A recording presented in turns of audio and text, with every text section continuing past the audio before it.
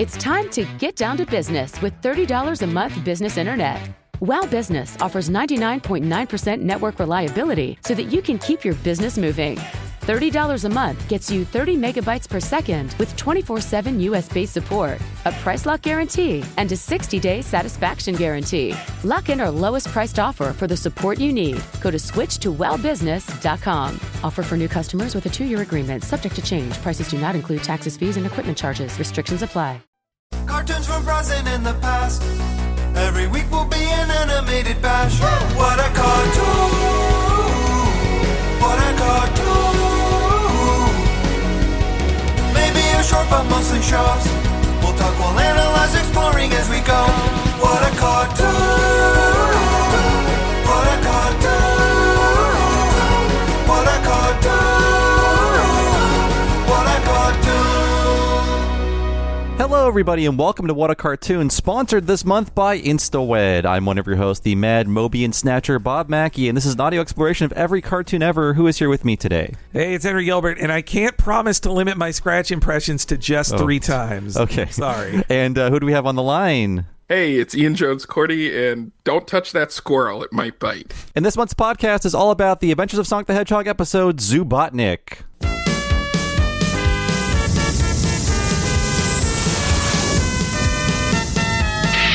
And yes, Ian, you're back with us. You were last with us on this program for our look at Future Boy Conan. I think we planned that podcast before it was announced it was coming on Blu-ray. It was a bunch of synergy coming together. That was wild, yeah. I can't believe that happened. It was funny. We recorded a bunch saying, like, man, this will never come out here. Why won't it? Man, a G-Kid should do it. And I guess won't. And those wonderful bastards sent us all copies. Yes. So thanks again to G-Kids. Yeah. Now, speaking of perfect timing as well, like we did Sonic the Hedgehog Saturday morning 2 effing years ago, unbelievably. But then when we did it, it's like, well, someday we have to do the other side of the coin, the weekday syndicated block at The Adventures of Sonic. And then 2 months ago, Discotech Media, that really cool anime company, they announced the Blu-ray release of the entire series, and we're like, all right, let's do it. There's no better time than now. Yeah, it's really well timed, and Discotech is awesome.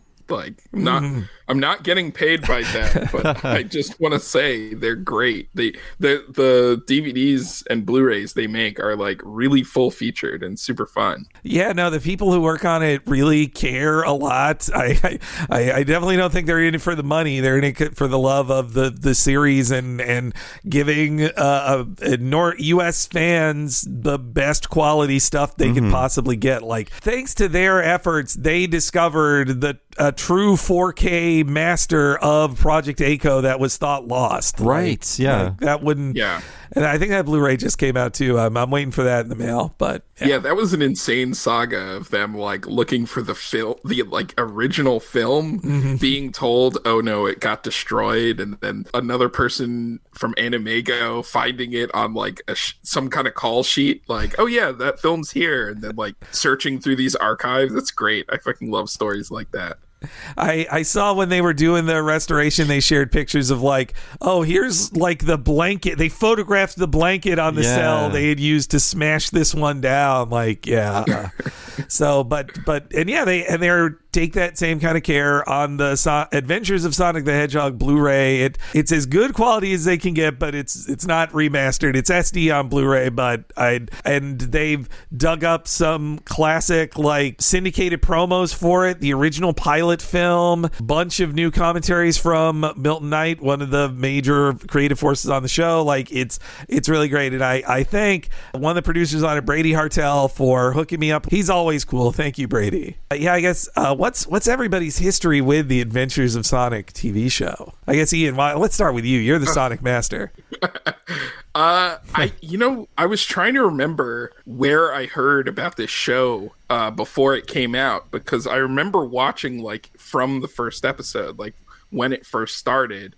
It aired at like 6:30 in my neck of the woods on like syndicated television, but I don't remember where I originally heard about it. Maybe they advertised it in the comic book or like Disney Adventures or something. I just remember it being like and I had seen like the Mario cartoons and stuff. This was like my most anticipated video game related cartoon ever, just at the time, because my anticipation for the Sam and Max cartoon later probably went way over that. But yeah, I don't remember where I heard of it. It aired really early, and I remember actually like getting up before school to watch this show every day. And it repeated in the afternoon too, but it was like on another channel. It was like the same one. And I just really liked this show. I liked like the opening sequence a lot, and I just liked how freaking crazy this show was. I don't know what was going on with this show, and it's super weird that this even exists, because like,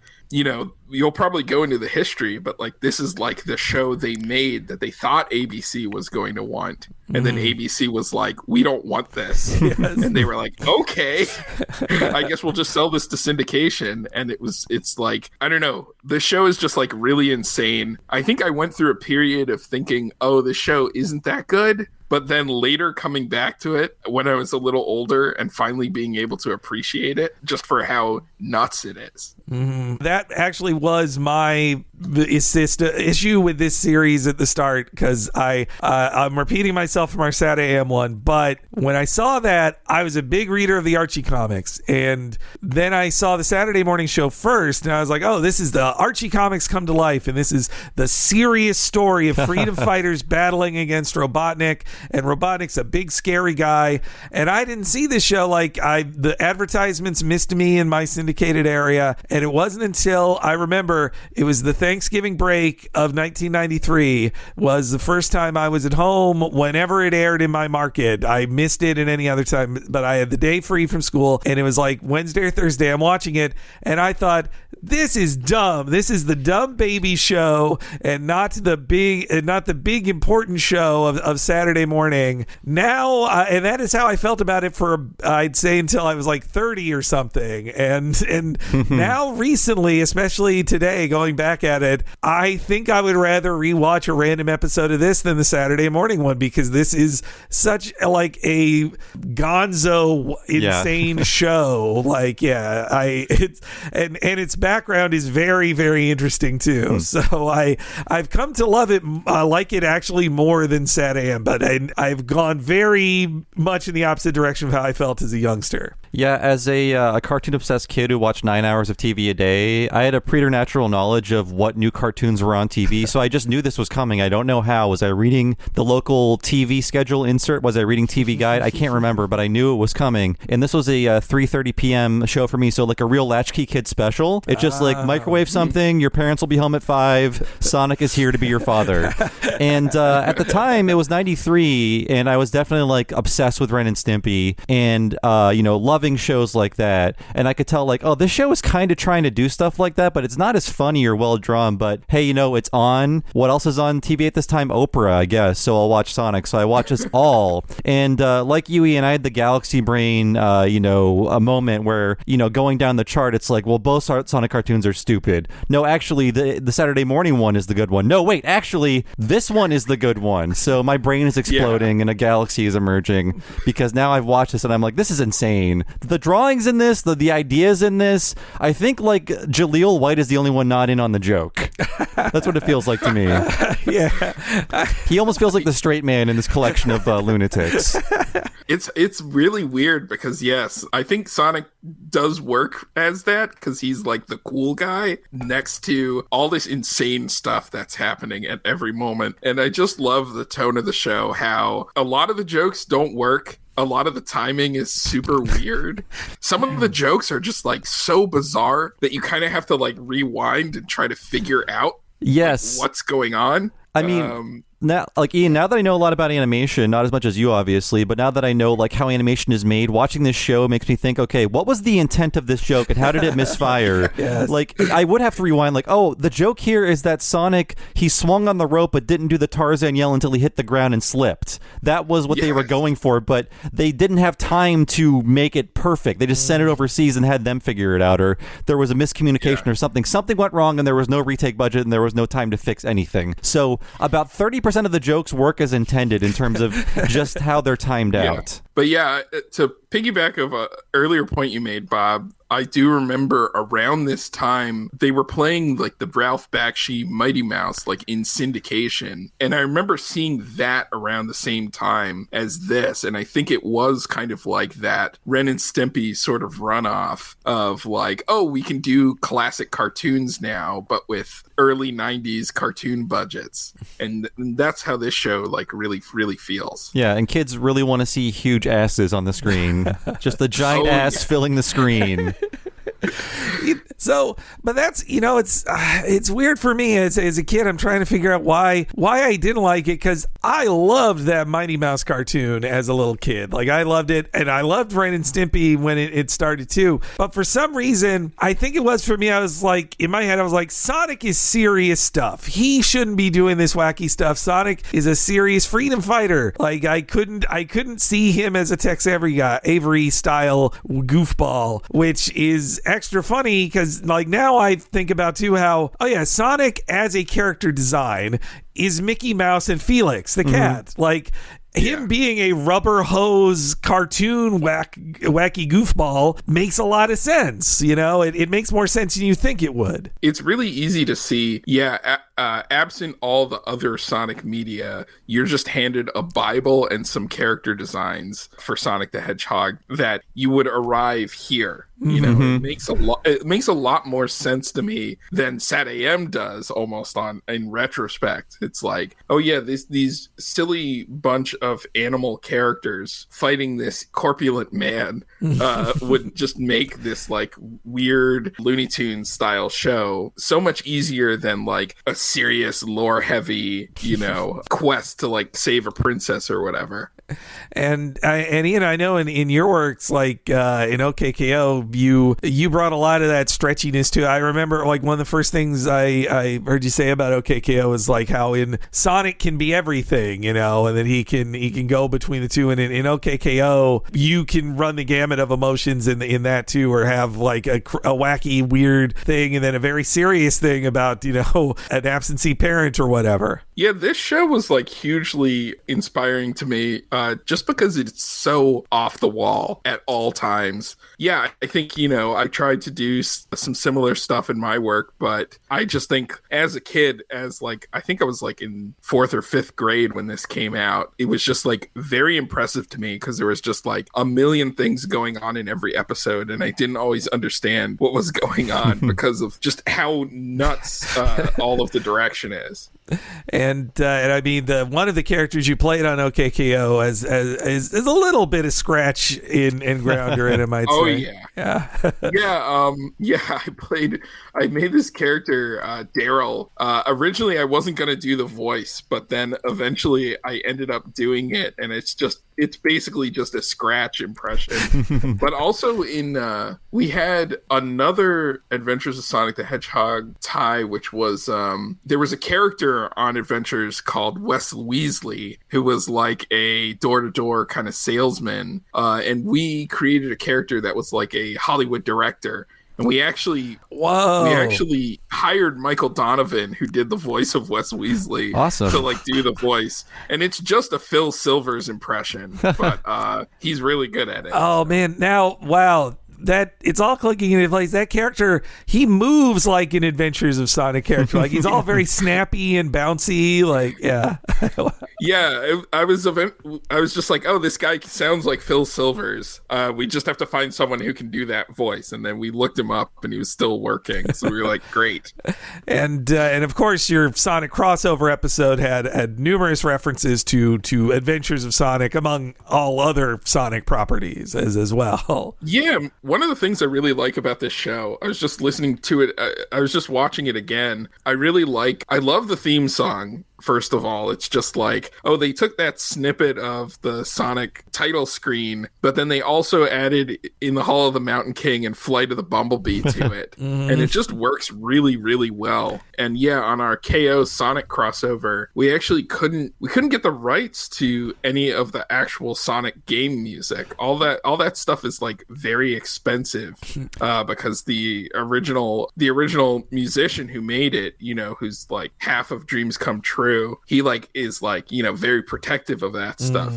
Yeah. So we just used In the Hall of the Mountain King as our leitmotif. It was like, well, this is a free song that is technically Sonic's theme song. I was going to wait until we got to this part of the episode, but I can say this now. The snippet you hear in this show is not the actual Sonic theme. It's a very close sound alike because Sega stopped using Sonic's theme after Sonic 2. It took them a while to get around to paying the royalties again to use Sonic's theme again. Right. So what you're hearing in the show, the Sonic quote-unquote theme, is just a very close approximation that's legally distinct from what Dreams Come True wrote. So they wouldn't even pay royalties for the like in Mario, the first thing you hear is you know, true. in Sonic they wouldn't even pay for it. Well, It's wild. I can believe it though. Yeah. you know, Deke's trying to make some money here. They're gonna the profits are going out the door if they're paying for the real Sonic song. They were lucky Nintendo owned that Mario theme. Yes, yeah. Yes, that's true. You know, but it's funny you mentioned Super Show too, because like we did somebody else's podcast, the Hard Drive. Yeah, the Super Mario Brothers Super Show. Yeah, and rewatching a Super Mario Bros, I was like, boy, this is way worse than I remember as a kid. Like this is the Sonic Adventures of Sonic show feels a lot better than it, and I didn't remember that as a kid. That it was so much. I like the zaniness more now than just like, oh, they went to the Old West planet or the Star Wars planet or whatever. It would have been better if there was a Lou Albano and a Canadian guy as Sonic and Tails. Yeah, the Mario show, it really relied on your love of Mario to like, you know, get you to watch the whole thing. But going back to them, they're actually kind of dull. Yeah. That's why this show is so interesting, because going back to it, look, it's a lot of things, but it's not dull. No. It's just very interesting. And I think, surprisingly, one mention of chili dogs. Every third line of dialogue in that Mario show is some like pasta pun or any kind of Italian food is just thrown into the dialogue. But here I was surprised the self-control they had over this invention of theirs for Sonic. Though as a kid, my favorite was the Mario 3 show, because I was like, finally, they're getting back to basics. Or the Mushroom Kingdom. And but then by the end of that, they're hanging out with Milli Vanilli, so not the most grounded. They renamed the Koopa Kids. Oh, that's dumb. Cootie Pie. Who are hip and hop? I never met these two. But all right, let's do a little history on the Adventures of Sonic. I'm going to do the short version, though, of what we already covered in our Sonic Saturday morning thing. So, but for that, just quick version. If you don't know who Sonic the Hedgehog is, he was created by the video game company Sega. Their Japanese and American branches worked together because they needed to build a Mario killer to sell the Genesis all across the world because they were getting killed. Altered Beast was not selling it. They invent this little guy who moves super fast and is sold with all this attitude, and he's a cool blue teen. He's so different from Mario. The ads hammered that home so hard, and it worked. Sonic became the star of early 90s video games. Like Mario was so 80s and tired. Sonic, what a cool guy. He blast processed his way into our hearts in 1991 as a pack-in with the Genesis. That's my family had a Genesis, was to play Sonic. So they hotshot another game already for Sonic Tuesday in 1992. They introduce a cute sidekick named Tails, who's going to help Sonic the Hedgehog fight Dr. Robotnik, as he was known in every territory other than Japan, where he was known as Eggman. And of course, though, in 1992, if he's going to get a sequel and they're going to go full toys with him, we got to work with somebody to do a cartoon. Meanwhile, at Deke, they were at a crossroads in 1992 because in the 80s they got huge off of Inspector Gadget, Ghostbusters, Super Mario Brothers Super Show, and a bunch of other stuff. But they were running out of some of their IPs. They lost Ghostbusters, they lost Mario and the Nintendo stuff by 93, and so they're like, well, if we lost Nintendo, what's the other video game company? And this Sonic guy's super hot. So Deke gets them. By early 1992, they are working on a Sonic show. They propose to do what they did with Ghostbusters and other shows, but Ghostbusters was their biggest success, where they're like, we'll do 65 episodes for syndication, and then we'll make 13 exclusive episodes for ABC Saturday morning. But like Ian said, ABC Saturday morning, they didn't like the idea of a goofy, lighthearted Sonic. They also didn't want the same thing that was on syndication. They wanted something specific for their channel. So they got the Saturday morning show. We talked all about the development of that. But meanwhile, they decided the lighthearted, weird, goofy cartoon show that would not be about freedom fighters in a Star Wars type scenario, that would be perfect for syndicated afternoons. And so Adventures of Sonic was born, and they got straight to work on a big, I think they had maybe 12 months, maybe a little more to get those 65 episodes out the door for the fall of 1993, which that's a lot. That's a lot. It launched. I would believe it. It launched at a good time, unintentionally, I think, because there was a pretty big gulf in time between Sonic 2 and 3. Sonic 2 was November 92. Sonic 3 was February 94. So this kept kids thinking about the character. Yeah. And Sonic 3, they wanted to delay it even further, but they had a McDonald's tie-in that they couldn't abandon. So that is why there is Sonic and Knuckles, because they kind of split the game in half and released it in 2 parts. Right. This was created in the pre-Knuckles world, when you didn't expect to see Knuckles and stuff. But who was put in charge of this show? Let's talk about the showrunner of it, or the director of the entire series, Kent Butterworth. Now, me and Bob with our pal Thad talked all about him in our Some Enchanted Evening Simpsons episode, because he was famously the guy who was fired off of the Simpsons pilot because they did not like what he did. His name is on one episode, right? 2. Babysitter Bandit. He did Some Enchanted Evening, and then a second one that season that he gets booted off of, and Greg Vanzo finished. So it's him and Greg Vanzo are co-credited on that one. But yeah, Butterworth, he got to start in the 70s working with on the TV stuff at the time, like Fat Albert, New Adventures of Mighty Mouse, Heckle and Jekyll, and the TV Tom and Jerry, the work you could get. And he was certainly of the Ralph Bakshi collective of that new era of the 70s animators. And of course, he took work where he could get it in the 80s. He worked on hits like He-Man, G.I. Joe, Smurfs, Denver the Last Dinosaur. Also for Marvel Productions, he actually moved, at least this is according to his LinkedIn, he moved to Korea and Japan for a couple years and was the overseas animator on Marvel production shows back then. He also worked a lot on Bakshi stuff, whatever Ralph Bakshi could get out at the time, and that put him in the orbit of a lot of the Spumco people too. He was one of the I think co-director or just below director level on What a Cartoon Favorite Cool World. He worked on that for a long time. You know what? All these little townspeople, I could see them in the background, just bouncing up and down, watching Hollywood do her thing. You're more right than you know, Bob. Yeah. And also Butterworth worked on some of the pre-production stuff for the first TMNT cartoons as well. Butterworth, by the end of the 80s, he worked on Mighty Mouse, The New Adventures, the Bakshi series, which had a ton of people who went on to Ren and Stimpy as well. And he also worked on the first order of Tiny Toons episodes.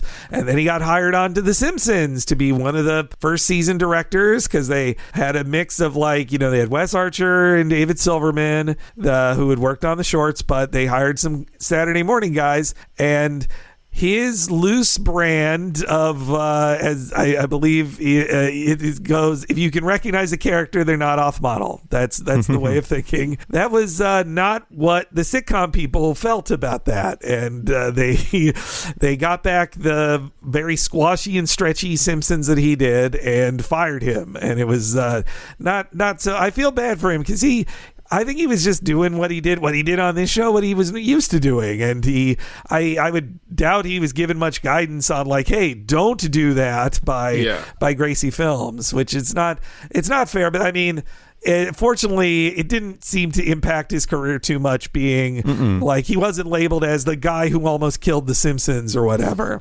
And when we talked to Wes Archer, he had a nice thing to say about Butterworth, teaching them some of the ropes of just, here's how you be a director on a weekly show. This is, taught them a lot of stuff they didn't know because they weren't schooled in that. Most of those guys, they were directing their first full-length episode of television ever. Yeah. because they were just working on the Tracy Ullman shorts before that. So I think that's just an aside. I think that Butterworth, gets, from Simpsons fans, too rough a treatment, I think. But oh yeah, no, I was just saying he was doing what he was good at. It wasn't right for The Simpsons, and it's fun to look at. But yeah, he was just good. He was doing what he was good at, and I think that's probably why it didn't stick as like, oh, he did something bad. Yeah, and I wish they'd show us all of the footage they cut, because on the season 1 Simpsons DVD, they only show you 5 or 6 minutes. I want to see all of the wrong Simpsons, because even though it's not right, it's still, like you said, Ian, very fun to see. Yeah. Well, I feel like they didn't even discover they didn't want it until he did it, and then they're like, oh wait, this could happen with our cartoons, because grading was brand new to TV, and the experienced guys like Sam, Simon, and Brooks, they never done a cartoon before, so they were learning that was their mistake, really, at the end of the day. But so after that, he moves on to work on Cool World, as well as be animation director on Mighty Max, which we also covered on What a Cartoon. And so after the whole Cool World debacle, he moves over from Film Roman and goes over to Deke/Bobot Entertainment, which some versions of this Sonic you'll watch and it has the Bobot Entertainment logo in front of it. Some of them don't. We've covered a large portion of the Bobot verse. We have, yeah. We did. We had Captain Simian and the Space Monkeys as well, too. I want to see the Space Jam of that collected universe of characters. It's Captain Simian and Bucky O'Hare together at last. Wait, is Bucky O'Hare part of that? Guinevere and the Jewel Riders. They're finally here. Zorro 2044 or whatever that was. Yeah. Exactly. Yes, he moves over to Deke, and Deke gives him like the monumental task of like, we need 65 episodes of Sonic in a year. Can you do it? And he's like, yes, I sure can. And I believe our previously mentioned friend Thad Komorowski in his book Sick Little Monkeys, he referenced that the work on this came at an opportune time because Spumco was falling apart, and there were some animators who worked there who needed some freelance work while they were waiting on Ren and Stimpy or not go to games. And so they hired several Spumco people, like Eddie Fitzgerald, for example, as credits on this. Yeah, Butterworth was very loose, very free with his designs in it. And part of it was, that was his aesthetic. And he's like, yeah, that's fun. Let's just, whatever works for the joke. But also was like, we got to get this out now. Like, we don't have time for a lot of board revisions. We don't have all the time. Like, this script is a suggestion. Let's and you need to start boarding off of that suggestion yesterday. And the show also has, compared to Saturday Morning, has a much smaller cast. There's basically 6 recurring characters: Sonic and Tails, Dr. Ivo Robotnik, and then 3 new characters who are kind of like, they took standard game enemies and turned them into unique henchmen. So there's Scratch, the Chicken Man, who sounds like a chicken man, the short dummy Grounder, and then the annoying ape guy Coconuts. And I hate Coconuts. I don't like him. I feel like when I was watching it as a kid, he wasn't really in a lot of them. Coconuts. Yeah, right? I have that memory too. That he was only there every once in a while. But then when I watched like 5 or 6 episodes, I was like, oh, there's Coconuts again. Did I just erase him from all of my episodes? Because all the bits you remember are like Scratch and Grounder being, a fun tall guy and little guy comedy duo. And then Coconut shows up to be like, hey, with his manic energy. You're just like, get out of here. He doesn't really fit in with them. I like how in this series, Sonic has no friends. He just has a kidnap victim, and that's it. He has admirers and well-wishers. Yeah.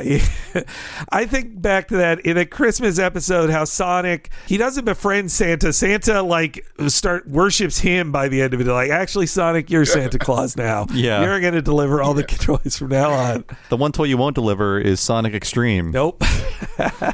Not coming out. But yeah, so co-developers with this, credited with Butterworth, are Deke Leifer, writer-producers Phil Harnaghi and Bruce and Reed Shelley, all of whom had previously worked on, I think, as the top writers on the Mario and Zelda shows, as well as a lot of the Captain Planet deeks as well. So, Butterworth got partnered with some of the top deek writers who they could count on. Like, you can pump out a ton of scripts real quick. And another big part of this is the artist Milton Knight, who I wanted to spotlight a bit. He's very active, on Twitter. He's got a Patreon. He's a really cool artist who is also he's told a lot of the behind the scenes stories on Sonic that were really helpful for making this history too. Seems like a really cool guy. Especially like I think he really enjoyed working on Sonic, but also he isn't like too precious about it. Like, he's very honest. I'm like, oh yeah, that joke didn't work. Like, yeah, that looks weird. Yeah. Is a Hofstra graduate who went into artwork and print media in the early 80s.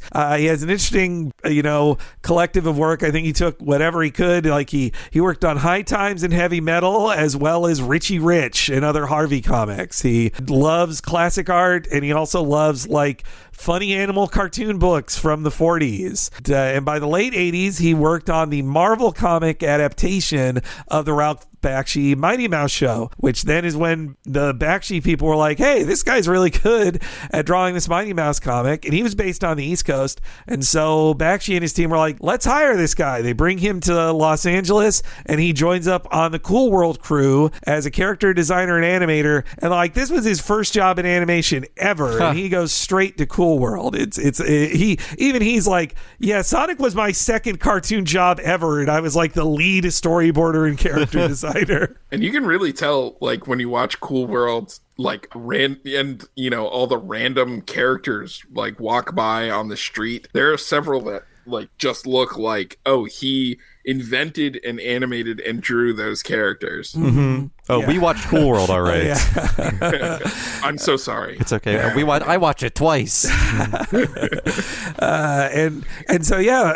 Milton Knight worked on Cool World. He really enjoyed it, I think, and Butterworth was one of the top dudes on there. And after working on it, he saw Milton Knight was, he took to it really well and just very quick learner in the world of animation. Milton Knight said actually first he pitched himself as working for Archie to do I can do the Sonic comic, and they decided to not go with it. I think Archie mostly just went with their house artists who worked on other Archie stuff, but he says after he got turned down for that, then Butterworth's like, well, I'm in charge of the Sonic show, we'll take you on that. And so he said he was one of the top boarders. He boarded half of this episode, from the point in Zoobotnik where they're cleaning up the place for her to come over. That's all Milton's boarding. And he designed a lot of the characters. His favorite design is Robotnik. He loves what he drew with Robotnik. He calls him the sexiest fat man in cartoon history.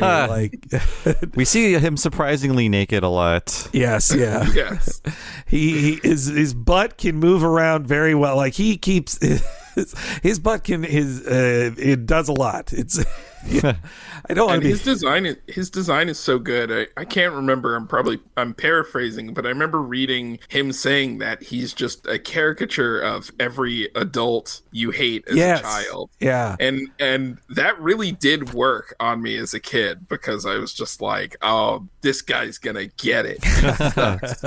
All the adults I hate have gigantic asses. Yeah, and his big stupid nose telling me I'm calling hey, I'm gonna have fun. I'm gonna eat my chili dogs, Robotnik. You can't stop me.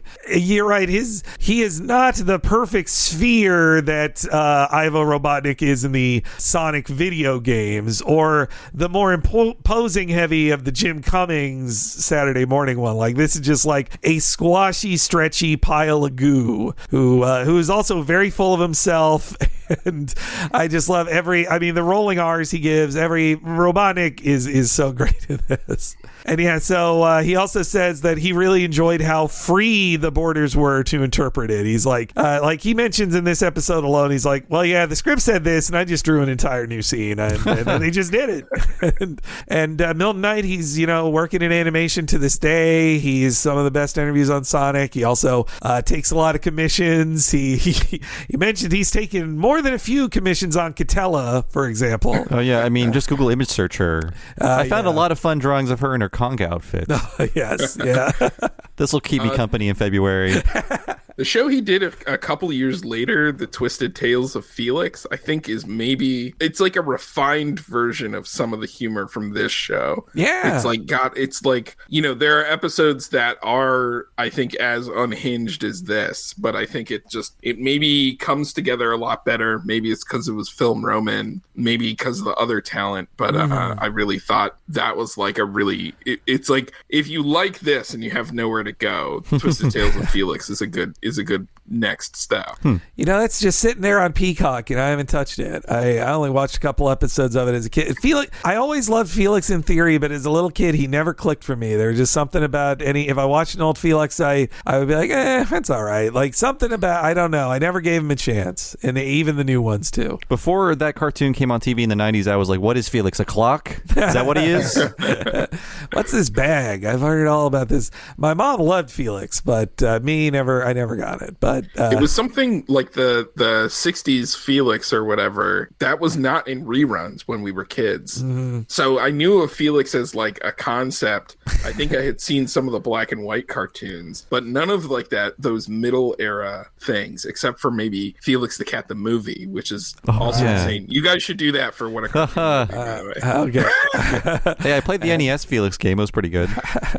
I think I had one of those VHSs that was like a $2 VHS of public domain cartoons. I think I had like one Felix on that, of him with like Old King Cole, I think it was. But yeah, Milton Knight also, like, he's very giving with his time for DVDs and special features. Like for the DVD set of this that came out like a decade ago, he was one of the main special features on it, and talking about the behind the scenes and you know, giving his philosophy on like how to be a great animator. And on the Discotheque one, he did a bunch of new stuff too. Like it's really cool. He's a great guy. Oh yeah, I mentioned Eddie Fitzgerald, another big name who has a credit on this, though the credits are so vague that you never know who animated what. But Joe Murray of Rocco is on this. Oh, and cool. I think he did like something. There's occasional Joe Murray looking guys in there. Yeah, this is the same year Rocco debuts on Nick, right? 93? Yeah. Every episode is just combined credits, so you'll never know who did anything. It's like, here's everyone who did a storyboard on 65 episodes. You figure it out. That's why I'm so appreciative of Milton Knight giving his time to at least identify some stuff. Like there's like barely even upfront credits either. I think it shows like the director, and that's it. I'm surprised Jaleel couldn't get his name on the front at the very least. Like, yeah, you know, his agents failed there. I think that one set of credits really makes me think that that's also a budget thing. Like, we're not making 65 of these credit sequences. Get out of here. You just tell me everyone who ever worked on this, and they'll get their name in there somewhere. He's Chiron's cost. But speaking of night commentary and people who worked on this, another big one I want to shout out to, who mainly worked on the pilot and the opening stuff, is Ed Love, which Milton Knight said nothing but great things to say about him. This guy was in his 80s in 1993 when he was animating this. He passed away in 1996. Ed Love got his start in Disney in the 30s. Like, he worked on some of the Disney classics in the 30s, including like the Sorcerer's Apprentice Fantasia section. He worked on that. He left there in the 1940 strike. He then moved over to Tex Avery's MGM unit. Like, he was an animator on Red Hot Riding Hood and, oh my God, and the Screwy Squirrel classics. Like, when I watched his reel, I was like, holy shit, this guy ruled. Like, oh my God. And then he moved over to the Hanna-Barbera team for their TV stuff. Like, he was known for being really good at pumping out the animation. Like, even into his senior years, like, he was known. Milton Knight mentions, like, oh yeah, he was like an animation machine on the Smurfs before it went overseas. Like, he could just pump it out. And so he worked on the Hanna-Barbera, pretty much every Hanna-Barbera thing he's got a credit on IMDb up to about 1990. And I'm wondering if when Turner bought it, he's like, I'm gonna go freelance or whatever. And so Butterworth, who, you know, of course, loves classic animation. That he could get Ed Love on the pilot was very important to him. And so he worked on the pilot animation, which you can check out online, and as well as the opening credits too. And that's just perfect. Like, I mean, here you have this golden age animator animating this wacky ass Sonic character for the opening, and it works perfectly and sets a tone so well for what they wanted. But of course, another thing they had to deal with in the production was, since it's in syndication, they still had to have a PSA at the end for educational purposes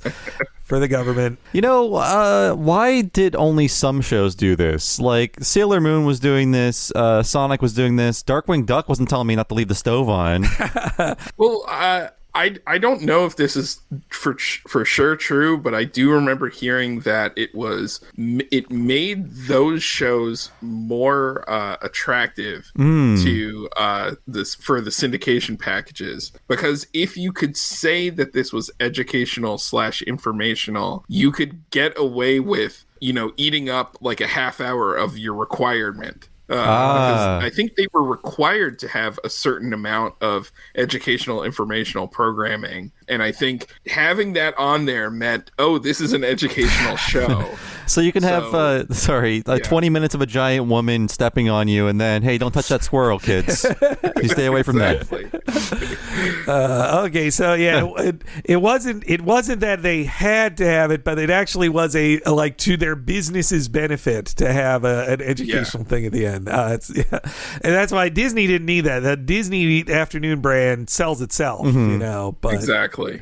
Overseas production was handled by 4 studios, which and these are all guesses in a lot of cases by educated guesses by fans to label who did what. But I'd say in general about half or more than half were by the Chinese overseas studio Rainbow Animation Group, which is later renamed to Galaxy World. So if you see Galaxy World on something, that's the same. The other half-ish was spread out in a handful of studios. Korea's Seiram, Hong Ying from Taiwan, who would later go on to do Sonic Underground. They were the main studio on that. And unbelievably, they got Tokyo Movie Shinsha to do 5 episodes of the series. And those instantly, the second you turn them on, you're like, oh, these are the TMS ones. Yeah. Like, you know what? Like, I mean, technically, they're the best animated, but it looks wrong for the characters to be so solidly constructed, and Sonic is moving around like an animaniac. It just seems wrong for this just very sloppy, loose series. It's true.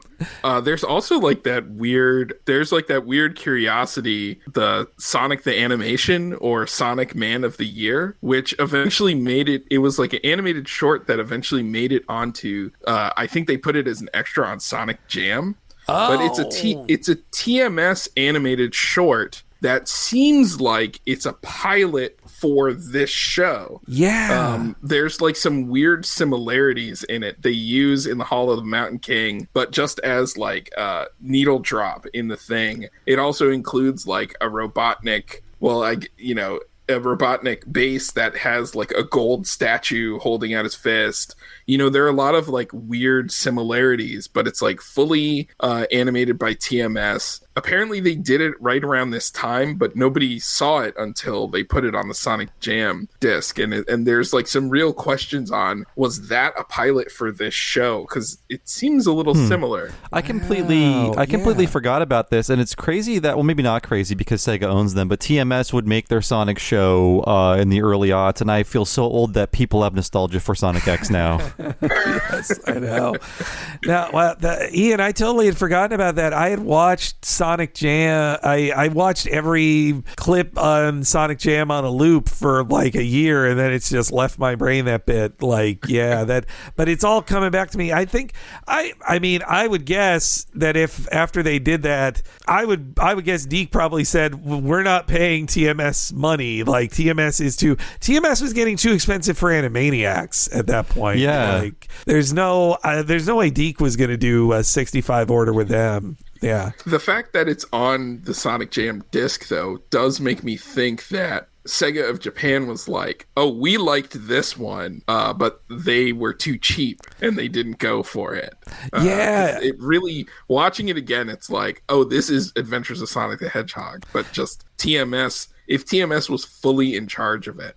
I could totally see that in some boardroom handshake meeting thing in Japan, that the Sega of Japan was like, yeah, I know this guy over at TMS. We're going to go with them. We love working with TMS. And then when the American team comes in, they're like, hey, well, we didn't say we were going to work with TMS. This is expensive. And maybe then the 5 episodes that TMS did was like Deke going like, all right, Sega, if we do 5 with them, will that make you happy? Like, and yeah, it's a 4-part Chaos Emerald story that involves a bunch of time travel, and then the Super Robotnik episode, which I just rewatched that one, and it is this weird disconnect because I'm so used to like in this Zoobotnik episode where the American side draws really wacky storyboards, and then those pretty much get like drawn very directly. But then in Super Robotnik, I get the feel of like TMS did what they did on like Tiny Toons and Animaniacs of these storyboards are a suggestion and we're going to draw new storyboards and do it ourselves. Like, yeah. It really feels like that, yeah. The TMS ones are great. One of the episodes is directed by Masuda, the director of the Return of the Joker that we did. Another one is directed by Atsuko Tanaka, the artist who drew every perfect drawing of food you saw in a Ghibli film. It was probably her. She fucking directed the Robotnik's Pyramid Scheme is the name of the episode. She directed that one. It's great. But yes, okay. And then the voice cast. Let's talk about him. Just as on Saturday mornings, they did have Jaleel White. I think that was like, you got to have Jaleel. We went to all this trouble to get Urkel himself to do this show. We're selling it on him. Not to and it kind of does follow like their Mario model of like, well, or Inspector Gadget. You've got one TV star who's a name guy is the main character, and then you hire the just regulars all around. A bunch of Canadians floating around in there. But yeah, Jaleel, funnily enough, playing against type, although at this point in Family Matters, he was playing different characters. That's true. And he was really, I think he liked being Sonic. I'm still shocked he didn't get a cameo in the Sonic movie. He better get a cameo in the Sonic 2 movie. And yeah, it seems like a missed opportunity. Yeah, I mean, it seems that he is doing fine, and I don't think he's expensive. I just feel like no one is asking, you know? But he had such a... Yeah, I don't know. He does fun stuff. Like he just did not just like 2 years ago, did a funny appearance on the DuckTales show playing Genie, the character they made up for the DuckTales movie. Right. He was good in that, but yeah, I don't know. I mentioned this on the Sat AM one too, but his performance as Sonic is really good. I mean, I agree that maybe it sort of seems like he is like a straight man, a super cool guy, which seems weird for him. He's playing against type, but he does a really good job, like making you believe that this is this character's voice. Like actually, like the Urkel kind of disappears in my head when I'm watching the character. Yeah, I don't think of Urkel when I hear this voice, even though they're both high pitched. And yeah, I feel like he's doing a great job, but other people around him are just seasoned voice actors, and this is kind of his first time doing this, so he doesn't feel quite as confident as all the screaming cartoon voices you hear around him. Well, he is still like a teen also too. Yeah, that too. He's he's a kid. How old was he? He was born in 76, so he's about probably like 14, 15 recording this, I'm guessing. 15, 16. I mean, that's pretty impressive. And one also, it's funny too with Jaleel on Saturday morning, because it has deeper stories. Sonic is played as like he's a Han Solo type, as in like he's really good at it, but he's kind of full of himself, and people have to bring him back down to earth. And he's also like, yeah, come on, of course. But in this show, he's Bugs Bunny, who is constantly looking at the screen, who is never tricked, who's just like, boy, this guy thinks he's tricking me. I'll go along with it. Like it's a different Sonic than on Saturday morning, which he was playing at the same time. He's got costumes. Yes, he dresses up so much. Similarly to how they did it for Saturday morning, they had to record it around his Family Matters schedule, so he didn't do anything in person with the other actors. Now, that was possible in the Saturday morning because that was an LA voice actor production, but for this one, Deke was like, you know what, wouldn't it be cheaper to do 65 episodes with people in Vancouver other than Jaleel? It's a great city. Yeah, full of voice actors. No, great voice actors. It needs more podcasters. That's where I come in. We need to apply for a Canadian tax credit once you're podcasting out of there. But yeah, so they head to Vancouver for, I'm sure, some budgetary reasons, but also they got great actors. Let's talk about the best one, I think, which is Robotnik's voice actor. Oh, absolutely. Long And John Baldry. yeah. we mentioned the pilot, and the pilot surfaced for the first time because of Discotheque, correct? They put it on YouTube, and they put it on Twitter. In the pilot, it's Jim Cummings for this. So I guess it was them either going a different direction or deciding Jim Cummings is too expensive for 65. Ian, you work with Jim Cummings, and it was funny because when we were doing the Sonic crossover, we had to have him say, "I hate that hedgehog, but like Long John Baldry." And I remember someone pulled up the clip, and Jim was like, "Ooh, let's see. Hey, that one's not me. Where's the Robotnik that I did?" And they're like, "Oh, we don't want that one." He can say Snively in a menacing voice. Is that the guy's name? Snively? Yeah, Snively. It's funny seeing him in that pilot because he's still doing. It sounds pretty much like his Saturday morning voice. He's just saying sillier things, and he's still being a joke. But yeah, I mean, Long John Baldry, his character is so different from Jim Cummings's Robotnik. Like, he is a loud British man who rolls his R's very fancily. The late Long John Baldry is so interesting. Yeah, he's savoring like every single one of his lines, and they're all so fun to listen to. He's really just like going for it, and he is such an interesting person. Like, yes, he did Robotnik as part of like basically his retirement from being a popular musician. You know, like he was a blues musicians, rock and blues musicians in England back in the 60s. Like, he played with the fucking Beatles and the Rolling Stones and the Kinks. He had bandmates with Rod Stewart and Elton John. Like, is he in Get Back? I haven't watched all 12 hours of that show. You know, I'm not sure. But I do know that Elton John, the John in his name is from Baldry. It was when Reginald Dwight made up his stage name, the John was from him, even though in the Rocket Man biopic they say it's from John Lennon, but the super fans say it's as a tribute to Baldry, who I don't know if the two of them had a relationship, but both were gay performers in the 60s and in the closet then. Baldry would come out in the late 70s, which, you know, that's also pretty gutsy as well. But in his solo stuff, Baldry never had like a mega hit. Like, I looked up like a YouTube of one of his like biggest hits, and I think he was bigger in England than America. He was successful enough, a touring musician, and you know, in the late 70s, after coming out, he decided, you know what, I'm moving to Vancouver, just like you. And he decided he was going to be based out of Vancouver, becomes a Canadian citizen even, and tours out of there. And he also later in life starts doing some voice acting. He was a recurring voice on Captain N and also Bucky O'Hare before landing his biggest gig, Ivo Robotnik. And I do think he brought like a lot of wonderful campiness to the character. Like, he knew exactly what they needed out of that character. And yet, sadly, he would pass away in 2005 at just 64, which is too bad. He didn't live long enough to see the internet really come to embrace his version of Robotnik so much. And as an aside, isn't it? I think it's interesting. Now he's Robotnik again. Like, he had been reprogrammed as Eggman for so long and called it Eggman, but thanks to the Jim Carrey being Robotnik in the live action stuff, I think he's more called Robotnik again these days in official stuff. Wait, so he, like, is Jim Carrey in the first Sonic movie? Yeah. Okay, yeah. I never saw it. And he's called Robotnik. Yep. Wow, okay. Yes. They have gone back to, you know, sort of like, I think around Sonic Adventure, they were like, well, let's just say his real name is Robotnik and Eggman is his nickname. But then they just called him Eggman from that point on. But as of like the Sonic movie, it's like full on Robotnik for everything. When Sonic Adventures, not Adventures of Sonic, reset him to Eggman in the US, which is always what he was in Japan. When they reset him to that, I think that was, you know, Sega of Japan showing like, all right, we're fully in charge now. Like, the American branch, you're secondary to us. You don't get to tell us he's Robotnik anymore. We gave you Tails, but no longer on this Robotnik thing. You know what? I was wondering, why didn't I remember Jim Carrey in that movie? Then I saw it came out in February of 2020. And I was like, well, there's a lot more things worth remembering from that time period. Literally, like the last movie I saw in the theater, and I remember after being like, oh man, should I have gone to that movie? What's happening?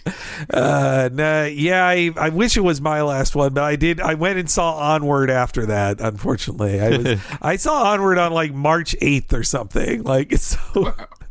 But okay, so that's Ivo. There's also Tails, voiced by child actor Christopher Stephen Welch, as opposed to on Sat AM it was Bradley Pierce. Welch was a local child actor. This is apparently his only voice work, and he did little else. There was a thing online where in 2013 a actor named Christopher Welch passed away that had been wrongly said to be this Christopher Welch on Sonic, and when that actor died, everybody was like, oh, the Tails actor died. And then someone online in a Sonic fandom investigated and found this guy who's just like a regular dude in Vancouver who's like, no, I'm still alive. I just didn't keep acting. They miscredited that guy. So to my knowledge, Christopher Stephen Welch still with us, probably about our age, I guess, because he would have been 10 when he recorded Tails, I believe. Yeah, I think it says 83 he was born. Wow, man. And okay. And I like his Tails because I complained before on Saturday Morning Tails. I thought he was too much of a baby. This, I think, is just the right level of childishness for Tails. Yeah, I can agree with that. He gets to actually play along with all the wacky stuff going on. He's not just like a child who has to stay home while the cool kids go out and do stuff. He looks up to Sonic as a hero, like all the children watching at home are just like, gee, Sonic, are you sure? Oh, yeah. Come on, Tails. Also, we have Phil Hayes as the iconic voice of Scratch. There it goes. Phil Hayes is also a UK native who moved to Vancouver. He had a bunch of small roles and stuff. Like he's one of the lowest credited guys on Clint Eastwood's Unforgiven. Like that's like his biggest role in live action. I assumed after 65 episodes of doing this voice, he would have to stop acting. Just like I can't talk anymore. His second biggest role after Scratch, I would say, is on previous What a Cartoon Subject Reboot, where he was a similar stupid henchman hack. Still working on cartoons out of the US and Canada to this day. He's one of those guys with like 8 million credits on IMDb, and even I've only heard of like half of them. Then we've got Gary Chalk as Grounder, another Brit, though he moved to Vancouver in his youth. He has been acting since the late 70s. Also, he's quick to point out on his IMDb, he's very good at playing guitar too. But he plays Grounder, the big dummy on the show. He'd go on to be Robotnik and Underground. Oh, okay. But what he's most famous for is being the second most beloved Optimus Prime on Transformers. Everybody loves Peter Cullen the most, and he's my favorite too. But I do think Gary Chalk is a really great runner-up. He's the Vancouver runner-up on Optimus Prime. Like, he's Optimus Primal in the Beast Wars stuff, and a couple other he's Optimus in a few other things. And in live action stuff, he has like 8 million credits that are like Sergeant Blank or Chief Blank or whatever. Like, he's always a cop or a military guy. Or like a mayor, it seems. Yes, yeah. He was a recurring character on Stargate SG-1 as well. And then his career came full circle in the 2020 Sonic film because he plays a Navy captain if you remember, there's like a boardroom scene where like military guys are saying, what are we going to do about this guy? He's one of the guys there. And he says that he thinks he was just hired because he's like, you're filming in Vancouver and I play military guys a lot. He doesn't think he was hired as a reference to Sonic the Hedgehog. The series ran in first run syndication from 93 to 94. In the fall of 94, it was also a big get for USA Network. It joined their kids programming block on cable too. In 1993, it made its biggest impact as well in the video game sphere because Puyo Puyo was a little too foreign for America. It needed to be reskinned as Dr. Robotnik's Mean Bean Machine. Now, it should be pointed out the machine is mean. The beans are friendly. Oh, okay. Yes, just so everybody knows. On the cover, it's this Robotnik, and Scratch and Grounder and Coconuts are all with him as they make their their beans in the Mean Machine. I was more of a Kirby's Avalanche man myself. Mean Bean Machine was how I first played Puyo Puyo. I enjoyed it, but I was more of a Tetris Attack guy around the same time. But Mean Bean Machine was some good stuff. Yeah, it was my first exposure to Puyo Puyo. I think like Carbuncle from Puyo Puyo is in it, but they like give him another name. Yeah, or something. I think you're right. It came out for the Genesis, Game Gear, and Master System in 1993, December 1993. Because as you said, Bob, they were running a little low on Sonic games in '93. They didn't have Sonic 3, so they're like, well, can you put Sonic characters in Puyo Puyo? And how about if something was a pinball game? Oh, Could yeah. you do that? Could he be in a bad pinball game with even worse music? Yes. But what's funny is, Tetris Attack, which is one of my all-time favorite games, that was a similar situation where they're like, well, Panel de Pawn is too like weird in Japanese. Let's take a popular thing in America and reskin it with that. Tetris Attack never gets emulated. Mean Bean Machine is emulated on everything. Mm-hmm. Like they have no shame about it. Like you can play it on your Switch online right now, or buy it for like $3 on Steam if you want to play that specific version of Puyo Puyo. It's one of those games Sega just will throw in a Sonic collection or a Sega Smash Pack or what have you. It's like that's definitely going to be there. It is like the filler, like it's the grapes or whatever raisins of the trail mix that is a Genesis pack. It's the cheap melon in your fruit salad. Yeah. I mean, I'd rather play it than the Bongo Brothers, or there's some really bad. The Bongo Brothers? What am I thinking? Baku Baku? Baku Baku. No, there's like the Bandit Brothers or something. It's like two bandit guys. What was it? Bonanza Brothers? Bonanza Brothers. There you go. Thank you. They did the full 65 of this, and whilst the Saturday morning show got a second season, they did not do more of this. 65 was easily enough to just rerun into the ground, but they did want a Christmas special for 1996, and Bob hosted an entire podcast on it. Yes. So you don't need me to explain it all to you. Sonic's Christmas Blast. Yes, very, very briefly. The episode we did on it came out in 2015. You can find it in the Retronauts archives, but it was engineered to sell Sonic Extreme, a game that went through a very tortured development. And when that game was not going to make it out, they released Sonic 3D Blast instead. So it's a very strange special developed far after the TV series, in which the word extreme is used a lot, but connected to something that never actually was released. So even though it's called Sonic Christmas Blast, it ends with him saying, "Have an extremely good Christmas." Yeah, I remember like the title card of that special, like you can see there's like a hasty digital edit and then it says Sonic Christmas Blast. Like something else was clearly supposed to be there. And you know what? Sega, I just think about how much they dropped the ball with Sonic in the mid-90s, because releasing an isometric Sonic game, when people were just craving anything that would come next, I mean, that game has great music, but it's secretly a flicky game. Yes. And I love birds, but I don't want to crawl around an isometric level collecting birds. Yeah, it's just flicky, but isometric and less fun.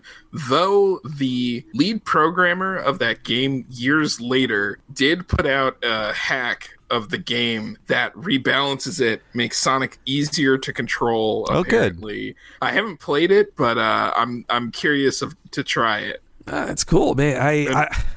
The actual controls and like speed of that game make it like impossible. No, I thought 3D Blast did not like it at all. I mean, it didn't help that it came out in the same year as Super Mario 64, which like exploded everything you thought about a 3D platformer at that time. I mean, not to rehash the history of Sonic, but it's just insane to me that it had this incredible start in the early 90s. Sonic and Knuckles, I think, is 95, and then nothing until in America until the Dreamcast game. No real big Sonic game for at least half a decade, which seems like nothing now, but at the time it felt like forever. I remember it was nuts. I remember reading video game magazines at the time and there being Sonic Extreme in like advertisements in the magazine, maybe like up to like October, November, and being like, what is this game? When is this game coming out? And then suddenly it just disappears entirely and it's Sonic 3D Blast. Yeah, they were just previews in magazines. Yeah. But that's what the one episode that was commissioned to sell the video game was about. Promoting something that would not exist. Now that we've lived on the other side of the games press, I can see it as like, oh, the Sega of America's PR, they were pushing for Sonic Extreme and trying to get a foothold on it, even though they knew that the Japanese side hated this game and was trying to kill it. And they hoped that if they demoed it enough that it wouldn't get canceled, but Japan just did it. And they got Deke moving on a Christmas special, and it was too late to cancel it. So like, fine, I guess we have a Sonic Christmas special, but rename it to the thing we're selling this year and never make a Christmas. Well, then they sell Underground in like 2 years later to that. Right. And then that came out at an even worse time for them. It's like, yeah, Sonic Underground. Also, none of this counts anymore. Sonic Adventure completely reset the entire universe of Sonic. But for 3D Blast or Christmas Blast, they did get back together. I believe all the voice cast for it. For one last go around. I think Tails is a different actor. Yeah, I think that kid grew up too much. Yeah, but yeah. So that was the last bit of Adventures of Sonic the Hedgehog. Butterworth would stay on a Deke to work on a UK only cartoon I never heard of before called What a Mess, which was based on that aired in the US. Oh, it did? I'm pretty sure that aired on CBS. Yeah. All right, I missed it. I never saw it. After that, he left Deke to worked a little bit on TMNT, moved over to Saban for about 6 years to work on some of their stuff. Left that in 2002, worked on some CGI special effects things before joining Warner Animation in 2014, where he, I believe, still is pretty much a timing director on almost all of like the DC and Looney Tunes, all of the DC content. I think a lot of like the Tom and Jerry and Looney Tunes things they've done too. Like he's just the old timer making sure everything hits the timing right correctly on stuff, which I think that's a good spot. Now he's probably close to as old as Ed Love was when he hired him, I think. But I'm happy Butterworth is still at it. And yes, the series itself would, I think, get a cultish love on the weird internet, giving it a second life with a lot of comedy that's from the rougher days of the meaner old internet. Yeah, I mean the late aughts, the emergence of the whole YouTube poops phenomenon, where just like cutting up and remixing and basically Tim and Ericing old footage of these episodes, and often very offensive ways, like you said, Henry. Yeah, I mean, there's one PSA we're all thinking of. Yes, yeah, obviously. Yeah. It was the rougher time on the internet. We've all learned our lessons since then. But hey, the smoking one is still very funny. Oh yeah, I saw somebody on eBay had one of the cells from that smoke of Grounder smoking, and they're like $2,000. Like that's what they wanted for it. I was like, you know what? It deserves $2,000. I'm not paying for it. And thanks to that second life of the series, I think that led to it getting a DVD release in the late aughts, and then now Discotek's putting out a really cool Blu-ray set of it in February 2022, which as soon as I saw Discotek announce it on one of their streams, I'm sure Ian, you saw it already, but like I DM'd it to you like, Ian, did you see this? Like, look. Yeah, I was super glad. The thing is, I really want, and I think I tweeted it at the time, but I was really hoping they would get the OVA, the Sonic the movie OVA. But then when I saw this, I was like, well, it's not exactly what I wanted, but this is pretty awesome that they're actually doing it. I would love that OVA to get back in print in the US too. I do think with those OVAs back then, there's even more like complicated red tape of who even owns what with that stuff, which, if any company can untangle it, I have hope Discotek could. But yeah, it's sadly the OVA will only have our VHS for now. We only have the VHS rips that are just sitting on YouTube from the ADV release from a million years ago. But okay, why don't we take a quick break? When we come back, we're going to go through the exceptional episode of Adventures of Sonic the Hedgehog, Zoobotnik. I hate that hedgehog! You love that hedgehog. Hate! Love. Hate! Love. Hate! Love. Coming this week, Adventures of Sonic the Hedgehog. Trust me, you love it.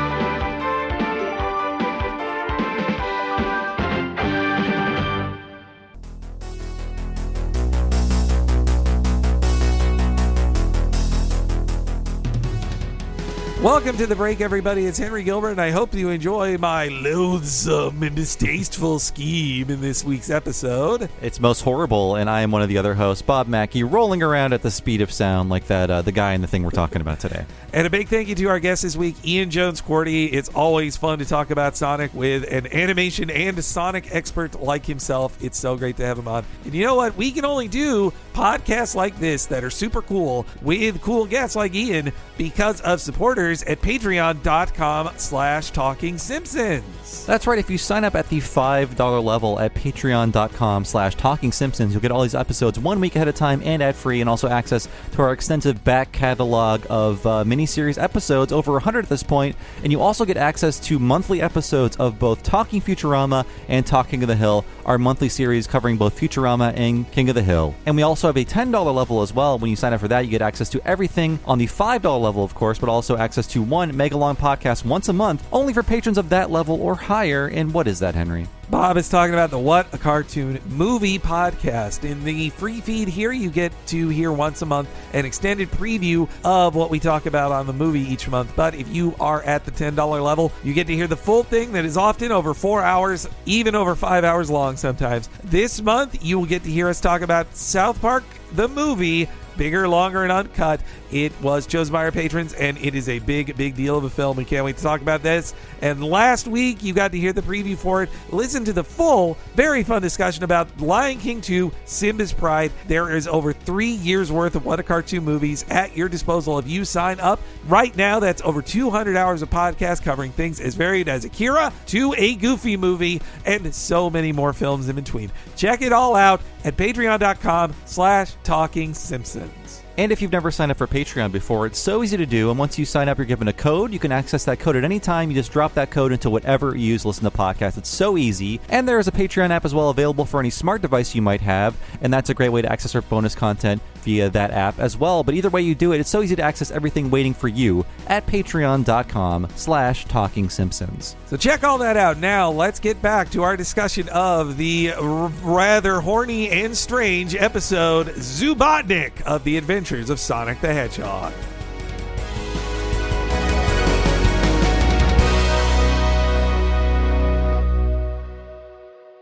The Adventures of Sonic the Hedgehog, the cool new TV show, is on the air. And check this out, it's the KB Toy Store's Watch and Win sweepstakes. All you gotta do is watch the show and then write down the Sonic Says message. For an entry blank, go to a participating KB Toy Store or use a 3x5 card and mail it into this station. You might win some of this cool Sonic stuff. Prizes may vary. There's even a $1,000 shopping spree at KB Toy Stores. The Adventures of Sonic the Hedgehog and KB Toy Store's Watch and Win sweepstakes. Watch and you can win. And now back to Adventures of Sonic the Hedgehog.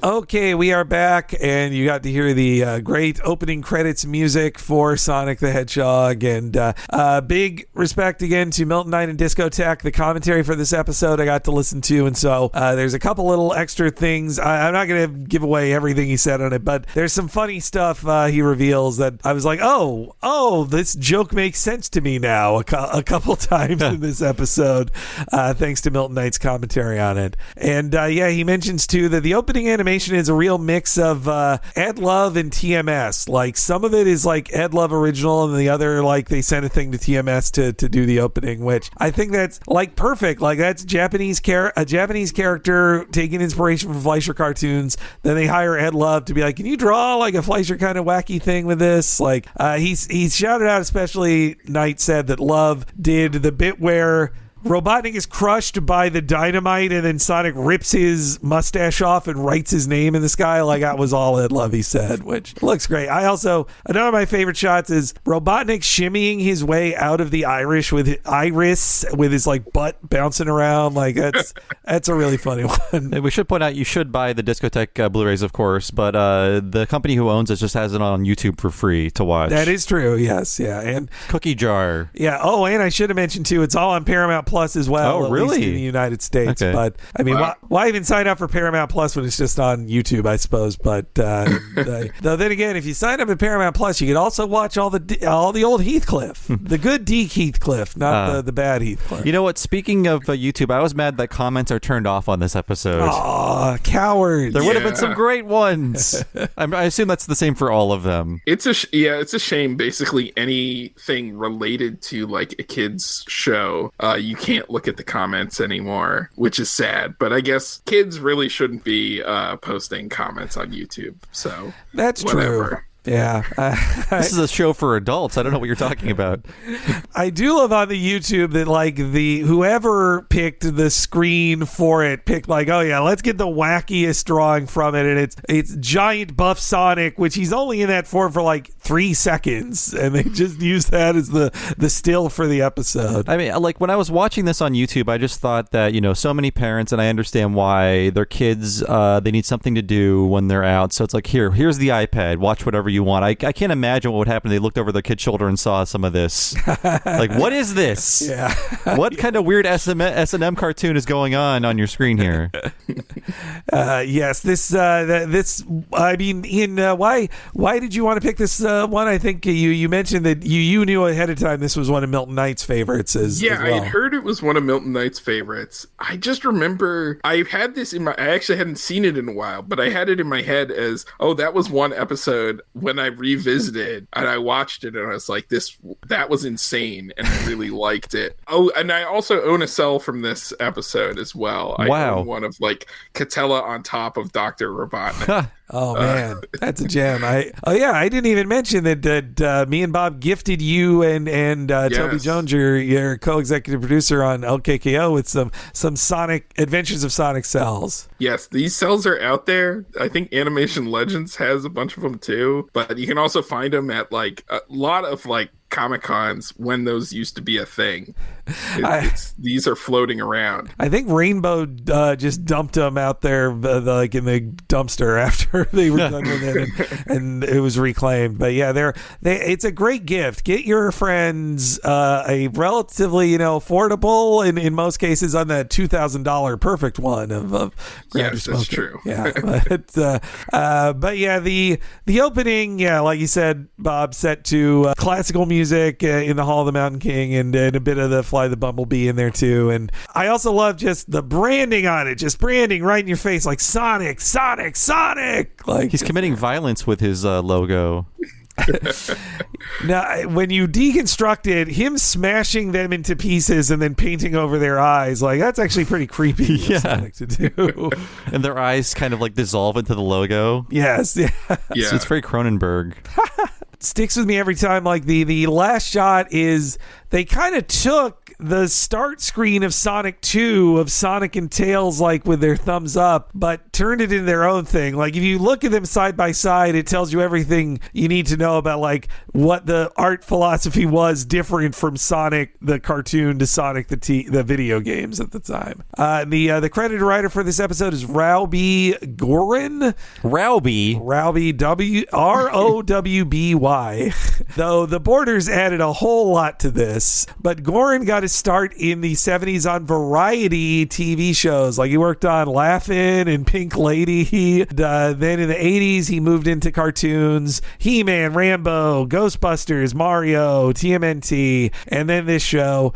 Seems like he was just, one of those workaday guys who just took 5 scripts here or there from a 80s show. And then he seems to have retired in 2012. The most recent thing I couldn't find an obituary for him. The most recent thing I could find was like in 2013 when one of the people who was on the Bay City Rollers show passed away, and Mark Evanier, the wonderful animation historian Mark Evanier, wrote a blog post about it. He mentioned seeing Gorin at the funeral and reconnecting with him. So he was still around in 2013, but he's the writer for this. But that explains like the mother-in-law jokes if you're writing for Laugh-In.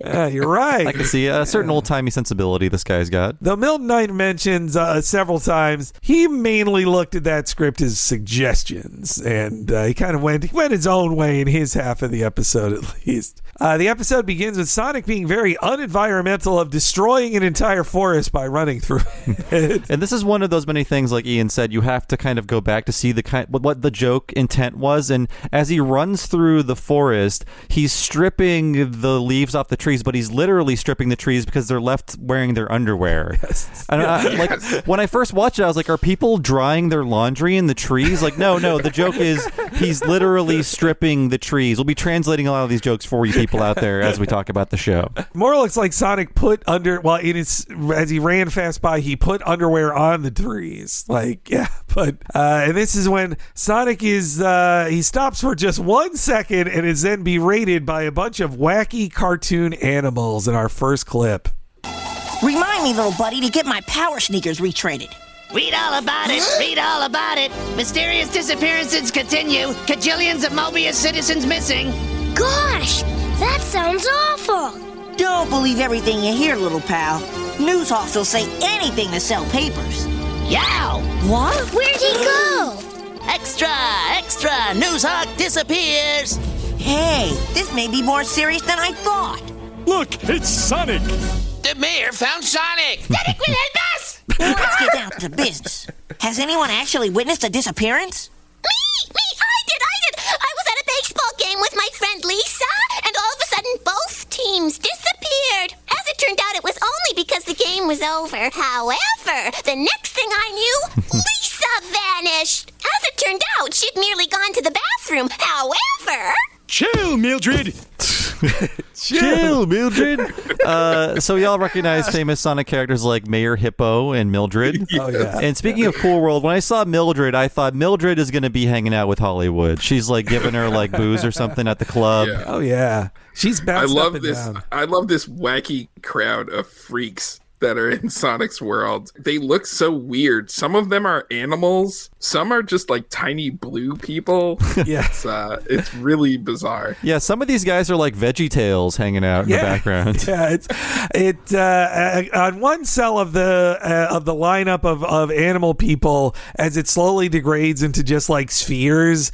I was thinking of the meme of the horse drawing that gets worse and worse as it goes. But no, Mildred and the mayor. So Knight shouts those out as very specific references. And if you Google them, you're like, oh yeah, that's who he drew. He says they took inspiration from Terry Toons animator Jim Tyer, Tyer. If you look up his funny animal comics from the 40s, like on the cover is just like a hippo in a suit. That's like, oh yeah, he did just draw that guy like that. But that's so like this was what was so great on the commentary. Milton Knight mentions all these things that were like, oh yeah, we were all these fans of like stuff no kid knew from the in the 90s. They didn't know about from the 20s, 30s, and 40s, and they just stuck it in here like Terry Toons animator, his funny animal comics that he drew in the 40s. But also like Sonic very against fake news. Like he's like, hey, don't believe everything you read. Don't trust journalist tales. They're just trying to sell papers. But Sonic's wrong. There actually is a mass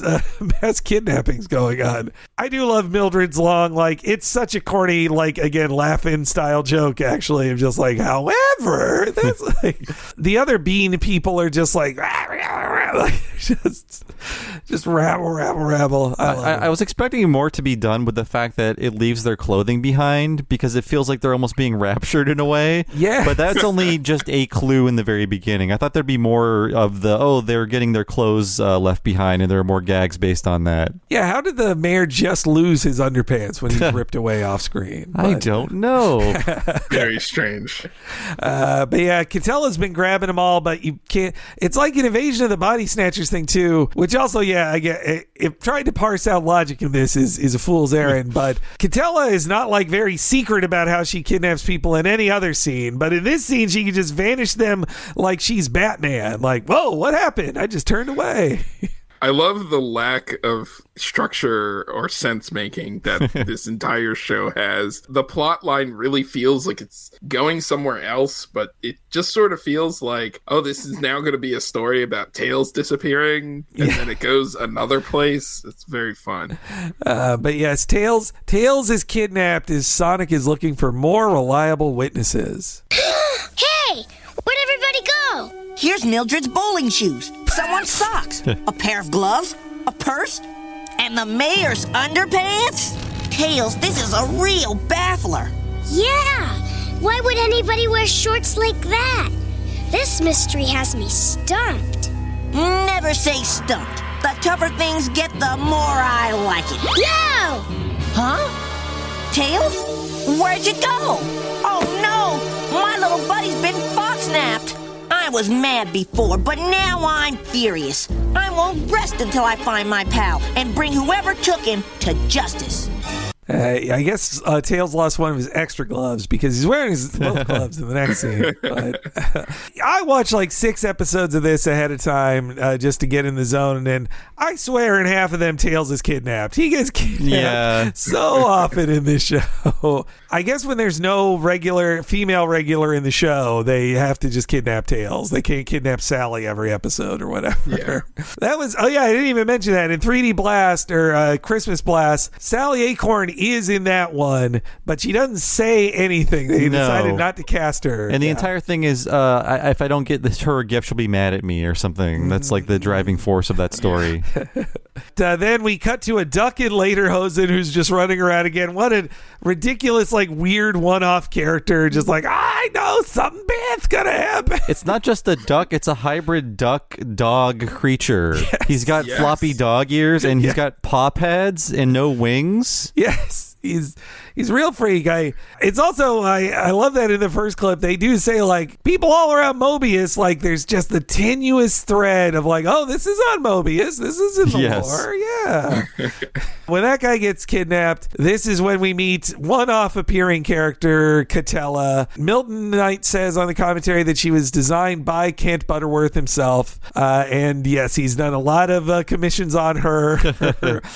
She's large and in charge. There's several scenes of this where I'm like, you just drew her butt. Like, there's no discernible way why you would see her butt outline in this dress other than you just drew her butt on there. Now here's my question, because it's inconsistent between different scenes. Is she like a dog person, sort of like Peg on Goof Troop? Because sometimes she's got like this dog nose, but most of her body, like her entire body, is a human body. Ian, any thoughts on this? I remember I had like a memory of her being like a cat person or a dog person, but watching this, it looks like, oh, it's a human, but with one of those nose shadow triangles at times. But yeah, it's interesting. She's like a 0.5 on the furry scale, like out of 10. But no, when you said the Peg nose, it definitely feels like Peg is technically on Goof Troop, technically is a dog person, but doesn't look anything like cat or a cat person. I don't know. I guess she's married to Pete. Is she cat too? She's a dog person. Okay. Yeah. But maybe some internal rule was the only human in this world is Zoobotnik. So draw her nose vaguely dog-like, just so we can say like, no, that's not a human. It's different. It's true. That might have happened. But speaking of jokes that I was like, oh, that was the joke. Milton Knight describes on the commentary, and he admits this joke does not work. But the intention was Catella walks in with her own theme music that's playing on a record player, and then she takes it off the record player. That joke never registered for me until now. It seems like it went by on you guys as well. No, it definitely did. It was only this time when I was like trying to figure out like, what was the intent behind that, and that's what it was. I think because that song is playing, I think, in the first scene where you see her, so I guess that was the idea. Yeah, like when she shows up with the record player, I'm like, wait, what's going on here? And then when she shows up at Robotnik's with it under her arm, I'm like, oh, okay, that's her theme music. But whoever was doing the mix for this episode didn't understand that, I think. So the joke really isn't sold, because as soon as the record player's off the screen, the music stops. So I don't know if they understood like what they were going for here. And Milton also, he's very nice about the overseas animation too. Like I've seen other guys of his generation go like, they messed it all up, they ruined it, they didn't understand it, whatever. But he was much more charitable, just saying like, these guys got paid by the episode, like they had to get this out fast, and so I'm not annoyed that they clearly missed that I said these characters should be in the next shot, not in this shot in the storyboard, and they just drew them in this shot. But whatever, they had to get it out. Like I like that he's nice about it. But Catella is voiced by another Vancouver Deke regular, Kathleen Barr, who she's in a lot of stuff, I believe, still active. Most famous in What a Cartoon previous subjects. She's Mary Kanker of the Kanker sisters in Ed, Ed, and Eddie, and also Dot Matrix in Reboot. That's her. Okay. Yeah, the lead gal in Reboot. Her character was allowed to have two breasts in this show. instead of the Reboot mono breast. I think by the third season of Reboot, the technology could give her two distinct breasts. I think it was censorship and not technology. Yes, yeah. That's. I mean, too. Knight on the commentary even admits like, we couldn't believe we got some of the stuff in here with her, and he thinks it really was just like they had to speed it out. There just, if anybody could have had a notes issue on it, it just went too fast for them to give a note. Apparently there was only one censorious note that he remembered that comes later in the episode. But yes, let's hear Catella, which I think Barr has a lot of fun with this character. So let's see what we have here. Let me go! Please let me go! Don't worry, guys. Sonic will get us out of here. You can take that to the bank. Stand back, suckers. You've got a new roommate. This is a bad dream. Say goodbye to freedom and hello to a lifetime of captivity. That's great, man. Just her evil laugh. And yeah, even in the mix there, you can sort of hear like, oh, there's the record scratch. I guess she turned on the music there. Yeah. And so the witness to all of that was Coconuts, who, again, when he showed up, I was like, yeah, man, why can't this? In what ways does Coconut help other than just like Scratch and Grounder could be witness to all of these things, and they could be the ones to report back to Robotnik, especially when it seems like they're trying to save money. I wonder, like, did somebody tell them like, no, you need 3 henchmen for toy purposes? Like, it's got to be 3, not just 2. Possibly. But yeah, so Coconuts heads back to the Robotnik lair, which Milton Knight says he did a lot of the master designs for the lair and the background. What do you think of the Robotnik salute that's happening on there? Quite strange. Yes, yeah. It's more of a Black Panther fit. Or, no, wait, no, that'd be the right. When it, I mean, I think they're going for kind of like a fascist kind of imagery there. Yes, yeah. It's just very funny to see on a kid's cartoon. It really is. And I also like that, Robotnik is not ashamed of his body type. There's other jokes about big guys, the comical fat villain in cartoons who their big statue of themselves themselves would be thinner and some like idealized body type, but his big golden statue is just as round as he is. Like that goes back to his pride in himself. And this was another fun moment for me of figuring out the joke. It's like the establishing shot of him in the bathtub is him seemingly scaring himself with his bathtub toy and then being mad about being interrupted. He's doing some weird like bathtub toy role-playing game or something. Sorry, Ian. No, it's really bizarre. Well, I can't tell what's going on there, but yeah, he scares himself with it. And the drawings are really funny too. The drawings are great. Yeah, like any in between in this show is just hysterical. I've got one behind me in my Google Meet background. Yeah. Well, like he's playing with a plastic alligator, but it comes to life, and so it also feels like a miscommunication somewhere of like, no, this was supposed to be a toy that doesn't move. But yes, I had to have as much of this Robotnik in here as possible for his first scene. You lame-brain, knuckle-dragging dog! How dare you interrupt me when I'm having a bath with my rubber crocodile? Oh, but I only wanted to tell you I saw one of those FOUs. I mean CIAs, or CODs. I mean... Get to the point or your name will be MUD. I got it. I saw a UFO. A UFO? Next you'll be saying you saw a little green man. No. It was a mean-looking woman. She wore animal skins and a headband with a flaming red diamond. A flaming red diamond headband? That could only be the notorious Catella, the intergalactic huntress. Idiots! My robe! Here it is, your overbearingness! I personally washed and fluffed it this morning. That spin cycle always makes me dizzy. Wear it with great comfort, our great leader! Great leader! I was really impressed by the specific lip sync on Robotnik, and during some parts of the scene, like a UFO, and then my robe. There's this very specific lip sync I don't expect on a show of this budget and of this episode count. Yeah, it's great. I just love everything about this Robotnik, just how freaking pretentious he is. It really makes you want to see him get taken down a peg. It's very fun. Yeah, it's some of that fanciness and blowhardiness that's a little bit in the Jim Carrey one. I would hope maybe in the Sonic 2022 that they can one of his guys gets turned into a chicken robot. What if that happened? You should have that. But yeah, I always like Scratch more than Grounder. Grounder, he's fine, but like he's just like a duh idiot kind of guy. Joke kind of gets old with him. Yeah. Though I do love, speaking of like off-modelness, sometimes he has drill claws, sometimes he doesn't. It doesn't. Who's counting? Sometimes he has like human hands that come out of there. It's very creepy.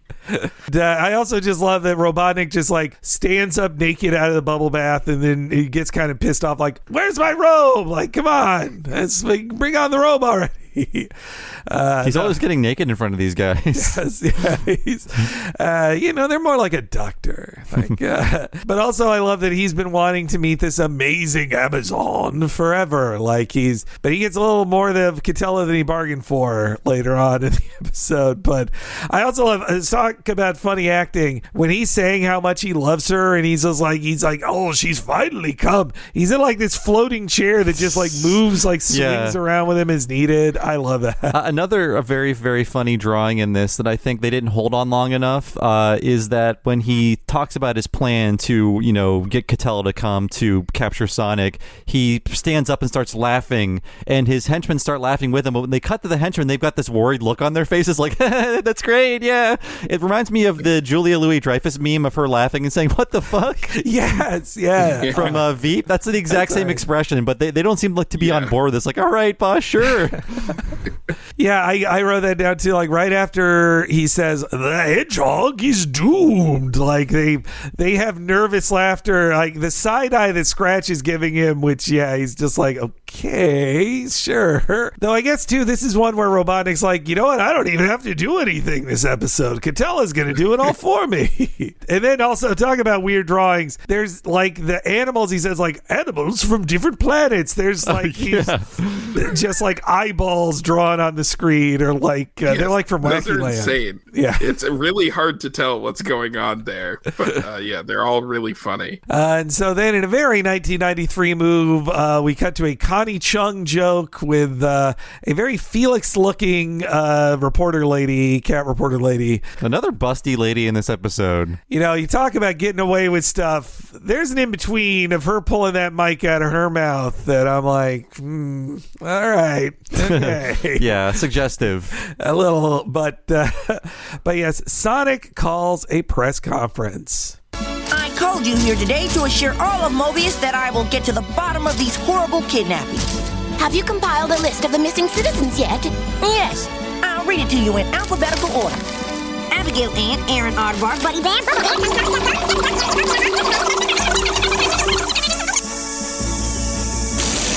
And last but not least, on a personal note, my good buddy Tails is among the missing. I'm certain when I find Tails, I'll find the other missing citizens. So I gotta get on Tails' tail before his trail gets cold. Until I find my buddy, I'll leave no stone unturned. And then he starts like a 2-minute or 3-minute long like search, which really feels like time killing to me. I feel yes. Because it has nothing to do with the second half of this episode. Like once he locates Tails, I mean, his search is just like, well, I'll go here, and it's great how he just says like, oh boy, a print shop, like he's just narrating his entire journey. And that was the section where I was like, did I forget what this episode was about? What the hell is happening? And this wise old hermit character, this does feel like a laugh-in sketch. Yes. Like, I guess he doesn't know everything. Yeah, there should be a rim shot right after that. Like, yeah. Which I guess, you know what, if there is a no humans rule, that guy breaks that rule too, I suppose. Mm-hmm. But as does the Inuit man. They're just like, well, okay, what we did the hermit guy. I guess we do the Eskimo in quotes joke as well, and he knocks over his igloo, like a joke that would have worked the same 70 years earlier. He turns it into an igloo leaning Tower of Pisa. Yeah, that's another one where the joke doesn't fully work. I don't think. That freaking slayed me, because the pull out to see the Leaning Tower of Pisa is not that much further than the previous, and so it's just like he turns and looks and he's like, wow. It's just there. It's barely like out of frame in the previous shot. It's very funny.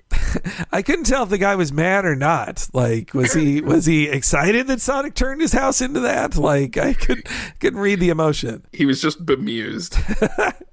And up next is the one I was talking about, where it's Sonic swinging on vines like Tarzan. He doesn't do the Tarzan yell until he hits the ground because it's covered with banana peels, and then the trail leads him to a fat Tarzan who points up, and the ship looks like a banana. Wow! Yeah, I didn't get that. I didn't get that it's a banana ship. Like, I just thought that it was such a wonderful bad joke or bad writing that he's like, hey, do you know? Nobody knows where Tails is, and then he finally says, hey, do you know where Tails is? Points up. There he is right there this very second. He's like, oh, all right, yay, there's Tails. All right.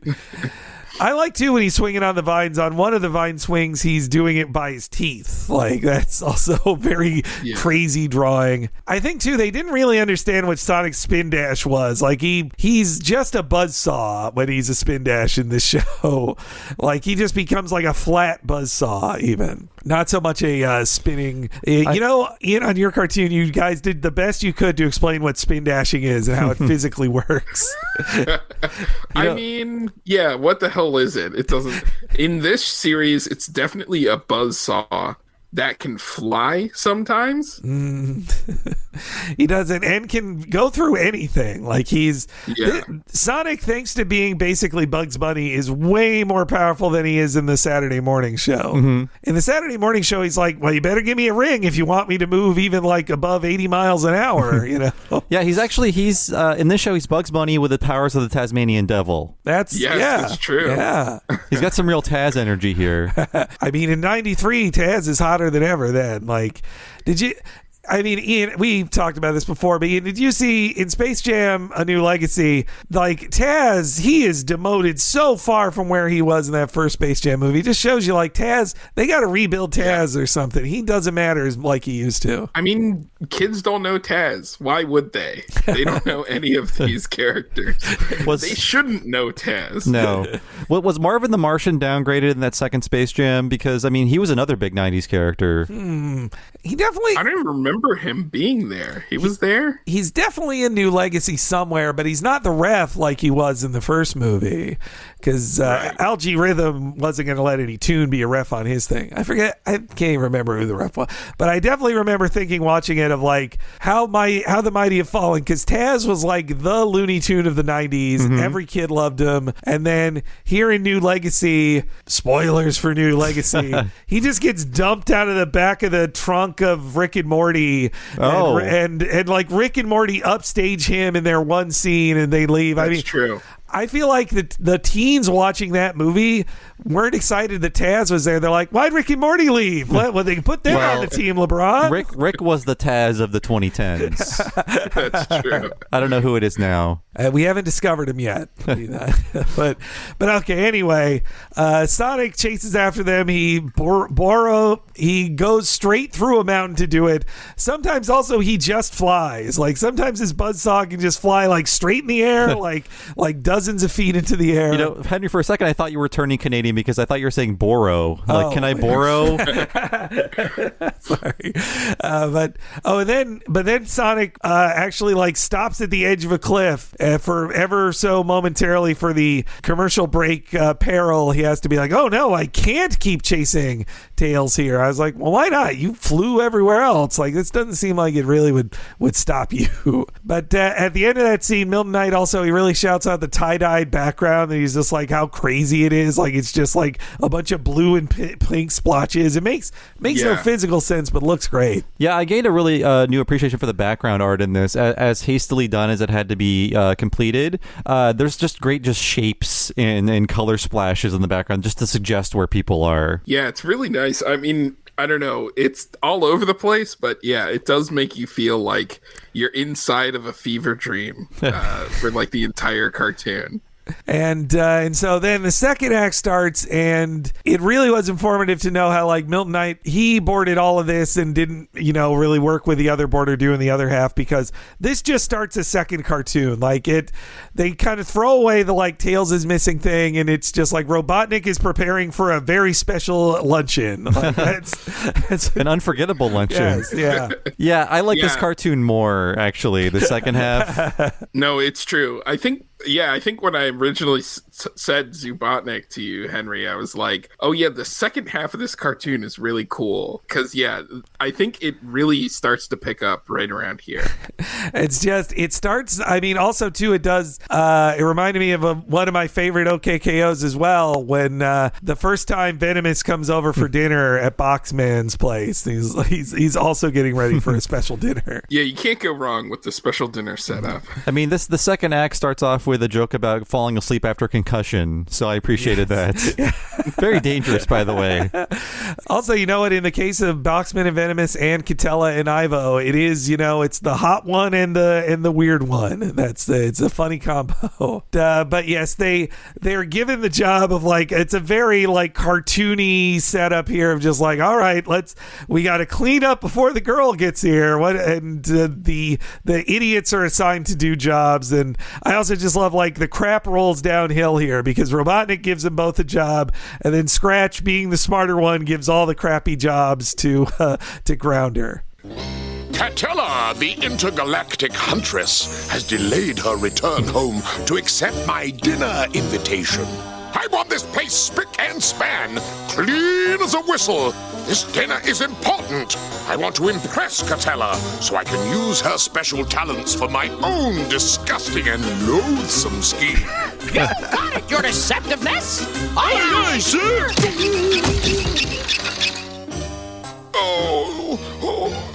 I'd better lie down. I think I have a slight concussion. Okay, we've got a lot of work to do. I'll dust the doorknob. You mop and wax the floor, polish the furniture, beat the rugs, do the vacuuming, scrub the walls, dry clean the drapes, feed the fish. Hold it, Buster. I'm not as stupid as everyone says I am. I'm not gonna do all that. Okay, forget the fish. But I think I like Robotnik in this because I love any character who says, I think bad things are good. That's exactly his premise. Oh, I love it. It's like, so I can use her special talents on my own disgusting and loathsome schemes. Yeah. It's like, he's just so big. And then, I mean, too, I wanted that in there because Scratch is big, like, okay, forget the fish, and just kicks him off screen. Okay, that's my three. You get three. I won't do more. Now, what comes up next is a joke that I feel like something was lost in the overseas shipping, or a border forgot something, because we see Coconuts looking through the binoculars. Catella's ship is flying overhead, and it cuts to a second shot of him looking through the binoculars, but he's stuck to the ship. But there was no, like, there's A and C, but no B in between. Yes, yeah. Knight says on the commentary, like, yeah, they missed the middle part. Like, it's just, he's supposed to be, it's a perspective joke that he thinks it's getting closer, but it's that he got stuck on it. And Knight's like, oh, well, another joke that didn't work. Oh, I didn't even realize that was the joke. I thought after he sees it, he gets stuck to it. But the joke is, it's getting closer to him, right? Yes. Okay. Yeah. I'm glad we're having this talk. It took a couple times because I had to go back and watch it again, and it was like, oh, through his viewfinder, he sees a close up of the ship, and then the reveal is that he's stuck to it, which is a very bizarre joke. Yes. Well, again, like Knight was like, I had a suggestion, and then I drew some more funny stuff in there. Like I love to in the cleaning part. I love how Scratch just grabs it from above the screen. He just grabs all the cleaning supplies like below the screen, like just all that wonderful cartoon logic in there. And the joke right after that with Robotnik saying, like, you can handle that without falling on your face, right? And they immediately fall on their face. It actually got like a huge laugh for me when I was watching it. Oh, me too. What I like about that gag is, like, part of what happens doesn't make any sense because they fall on their faces, but then they get flattened. Nothing fell on them. They just fell forward, but suddenly they're flat. It was so weird. It was so literal because he said fall flat on your face, and they fell and became flat, which I wonder if that was Knight's intention, or that on the overseas folks read the guideline fell flat. I was like, all right, I guess we draw them flat when they land there. Okay. But it was just so sudden. It really made me laugh. There's so many great pause-worthy moments coming up. So many good drawings. And so then Catella arrives. She rings the bell, and the bell saying "bong" out loud, like, that is a Cool World drawing. Like, that's just from Cool World, that bell. But I gotta think, in these drawings here, Scratch and Grounder like being stepped on and being tortured by Catella. Like, that's the joke. They turned themselves into a welcome mat. That is not, they weren't squished by anything for that to happen. Step right here, Catella. Like, yes, yeah. And they're having their most fun drawing her body upon her first entrance. The shot of Scratch and Grounder, like, groveling in front of her with their tongues hanging out. You see the back of her, and her dress is just, like, clinging to her body. Yes, yeah. They just drew her butt inside. And same with Knight even mentions on the commentary when she walks in the front door, he says, yep, mammaries first for Catella here into the room. But yeah, actually, I have some of the groveling for Catella here. I am Catella, the one and only. This better not be a waste of my time. Such a pleasure. I'm honored to greet you. I'm more honored than he is. Says you, jerkface. Oh, yeah? Nincombots. I'll find my own way. Please. Oh, go right in. Dr. Robotnik's expecting you. Oh, geez, yeah. They want to be stepped on. This was not so crazy because in 1993, Animaniacs debuted the same season and had the Hello Nurse character where the boys are drooling over her and climbing in her lap and just grabbing onto her and stuff. So this kind of character was not that extreme for the time. No, it's very normal. It's weird to think about nowadays, throwing a character like that.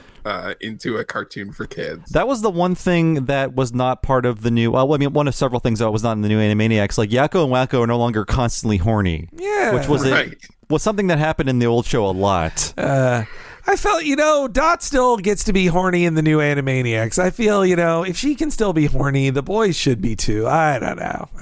They literally neutered them. Yes. No more sex drive. No, it's Hello Nurse is, I'd say, even more bodacious a babe than Catella is. Not to throw any negativity towards Catella, but it's crazy to think that, yes, kids' cartoons back then had a more something for daddy approach than they do for now. But yes, then, oh my God, I love when she walks into the throne room. I think that she, like, at first you're supposed to think she's repulsed by it because she kind of like backs away, and that shot like up towards him twisting his mustache, like, oh yes, but then she's in love, like she loves this guy, like she is so turned on for no reason. It's an amazing turn. The episode completely hinges on that, and now Robotnik just has to be scared of this woman who is like wrestling him and beating him up and stepping on him for the rest of the cartoon. And it's great. The moment of pure horror, just bizarre, almost Lynchian weirdness, is when she transforms into this giant, like, fleshy heart creature and like kind of waddles over towards him. Yeah. What's even worse is when she the spoilers, when she battles Mama Robotnik at the end, she turns back into that creature. Yes. For some reason. So, all right, Knight explains the heart thing and why it turned in that way in the commentary. So that's Butterworth's fix. Like, so in Knight's original version, he wanted to do kind of a Grinch thing of just a zoom in on her heart growing, an X-ray on her heart. But he was told by Butterworth that for all the stuff they got away with in this, the censors or somebody at Deke told him, you cannot zoom in on Catella's boobs. You just can't do that, even for a heart X-ray. So then it was Butterworth who apparently did the revision that, like, okay, she transforms into a giant heart with legs. How about that? That's how we'll show she's smitten. So that was why she changes into such an insane looking drawing. And it's in this act where she's her most dog-like. The nose is so much more pronounced as soon as she gets to Robotnik's compared to the rest of the episode. I love how she says, at last I found my true love. And he's like, where? I don't see anyone. And also she's tearing him apart. He's just like, I'm glad you don't hate me. Robotnik is just really funny in this episode because he seems so like he has like some Arrested Development or some traumatic problems where he's just like, nobody would love me this much. I really don't see, I don't see a downside to any of this if you're Robotnik. Yeah. I mean, maybe I'm just seeing that how like the actor playing him is gay, so I'm just thinking he's like, oh, you know what? I just wanted a professional thing here. I wasn't really looking for romance, Catella. I mean, it's easy to read it that way. He should be saying like, we need boundaries first. Yes, yeah. Also, I'm saying like, this isn't my sport. How about tiddlywinks? Like, but then I can't tell if he's into it or like kind of has a thing for her, because one of his wild takes is his eyes turn into a thermometer and the temperature rises. Yeah, right. Which that indicates horniness, not anger in that case. Usually, yeah. Well, I did notice, like, for instance, Scratch and Grounder, though their line readings aren't horny, they are drawn to be horny. So I feel like maybe there's a little bit of that going around too with Robotnik himself. I love the shot of the hearts in the background as she's like just kneeing him in the face over and over again, and yes, Knight on the commentary even says he couldn't believe they got away with the wrestling stuff and and her head, his head trapped between her legs, but especially her bouncing on his guts. Like he's like, yeah, how do we get away with that? He could. And also when Robotnik is slammed against the wall and he's in an Egyptian hieroglyphic kind of pose, Knight admits like, oh yeah, I took that straight from an old Popeye. Like that's Bluto thrown against the wall and in that position. He cops to that. It's a Popeye reference. But Catella, in love with Ivo, Robotnik sees there's some benefits to it. I need you. I love you. I I'm sure glad you don't hate me. Isn't this fun, Poopsie? Don't get me wrong, but I don't think I'm your type. I think you should know. I don't take rejection easily, Puddin' Cake.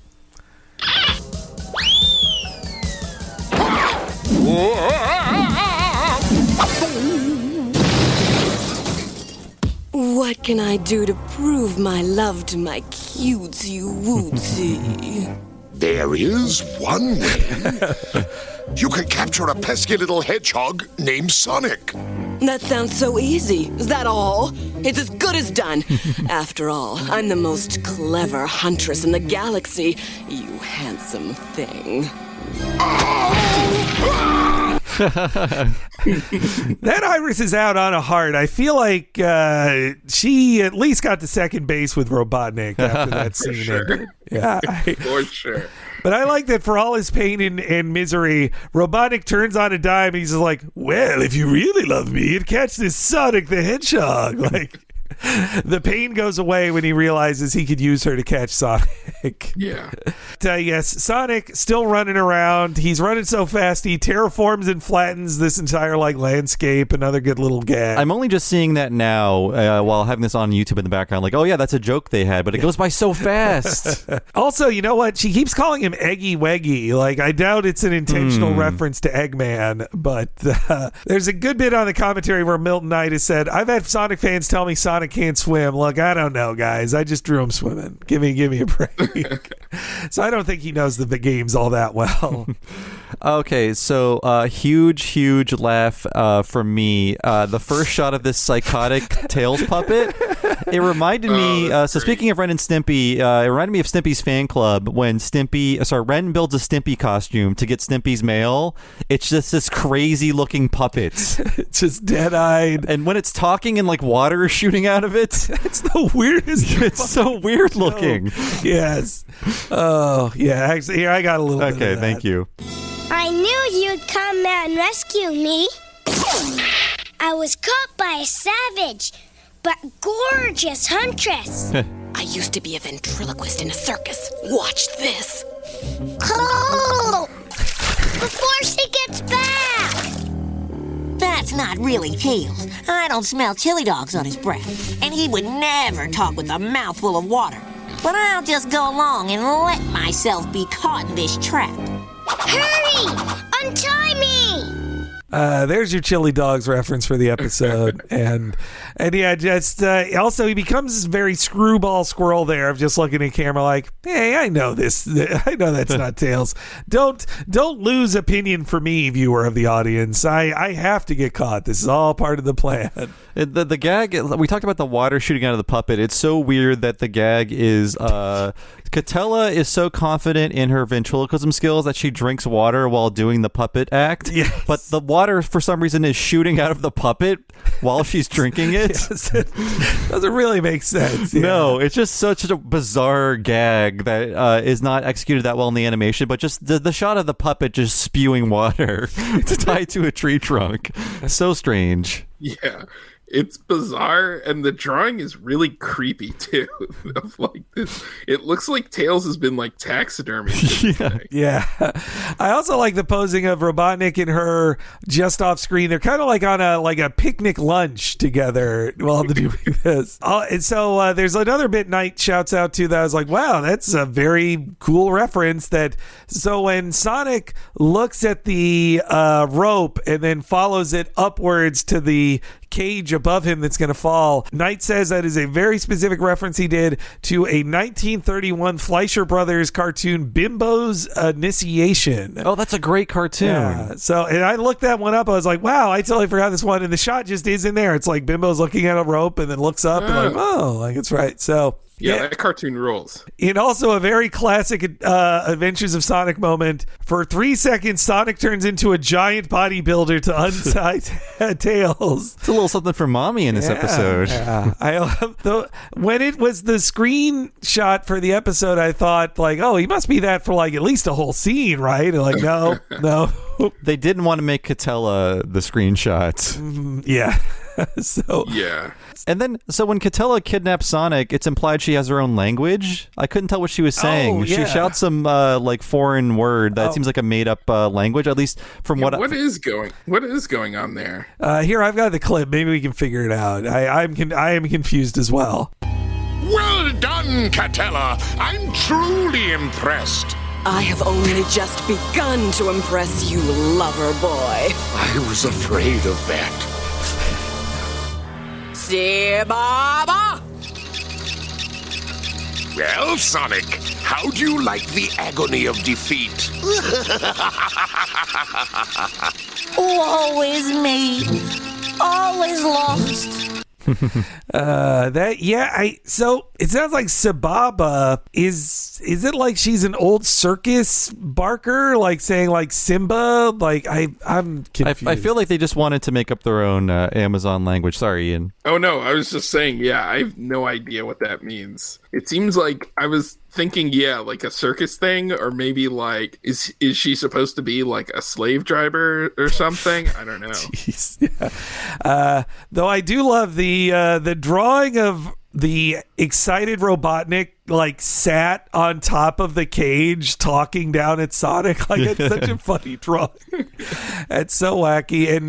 And yeah, again, Sonic becomes like a Looney Tunes character, just like he doesn't say agony, but basically it's the same bit. Yeah, we cut to them conga dancing to music to gloat by, which that's a good joke. I wish they would have written actual conga music for this scene, though. That's true. And this is really the most. There's some bouncing going on. This is the most revealing thing that we'll ever see Catella in. This conga swimsuit she's wearing. Yeah, she showed a lot of thighs. I'm also surprised. And the classic like Carmen Miranda fruit pile on her head. Mm-hmm. And I love Robotnik's fun like conga outfit. He's got a cummerbund on, so it's like his conga tuxedo he's wearing. Yeah, he's excited to dress up. I really think it's one of those things. You know, comedy. How they say like, you know, comedy is currency. It's like, no, it's really funny that we have her in this sexy outfit. It'll be really funny. We have to do it. Not to timestamp when we're recording this, but right after this, me and Bob are recording a Futurama episode, Talking Futurama episode for Time Keeps on Slipping, which also has a sexy conga line joke in it as well. Yes, but in that one, everybody's naked except for Hermes. So it's a more PG-13. But yeah, Catella also though, like this again is like. I think Robotnik likes to party with her, but when she wants to get below the belt, he's like, "Oh, you know what? No, aren't we having fun? Like, let's just dance to the conga." But yeah, the little dance there, I like too that it then cuts to Sonic realizing like he turns into a devil very briefly for that his reaction shot of like, "Ooh, I know what to do now." That's another great drawing they don't really hold long enough on, because the question mark wipe just obliterates that fun pose he's in. Also, why a question mark wipe? I'm not going like, what's going on? Like, it's clear what's going on. Yeah. But Sonic realizes what he's going to do is make Robotnik suffer more. But first, Sonic must free everybody.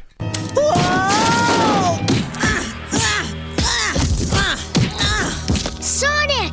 I knew you'd find me! Hey, you're just in time for dinner. Instead of bread and water for a change, we're having water and bread. I'm only hungry for a chili dog, but I'll get you guys out of here pronto. Stand back.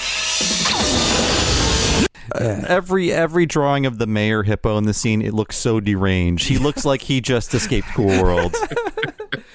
I don't know. The mayor really is like one of the freakiest characters in this. His eyes go crazy and swirly for no reason in some reaction shots. Like, yeah, I do like, again, very good old joke style, like instead of bread and water, for a change we're having water and bread.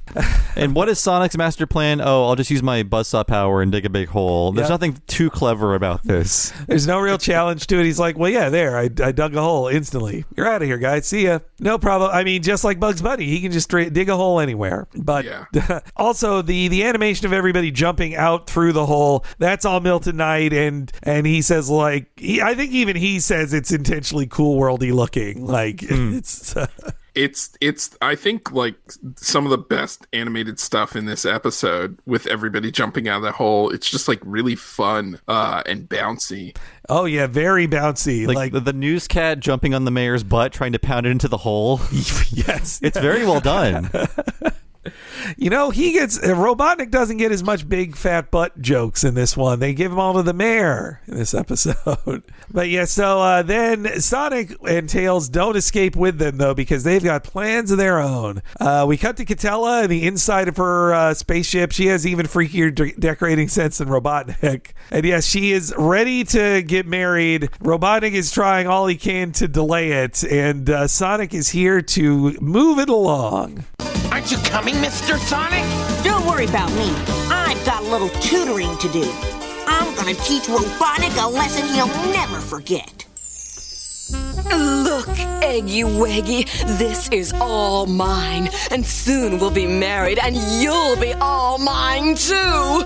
But we hardly know each other. Well, you are madly and passionately in love with me, aren't you?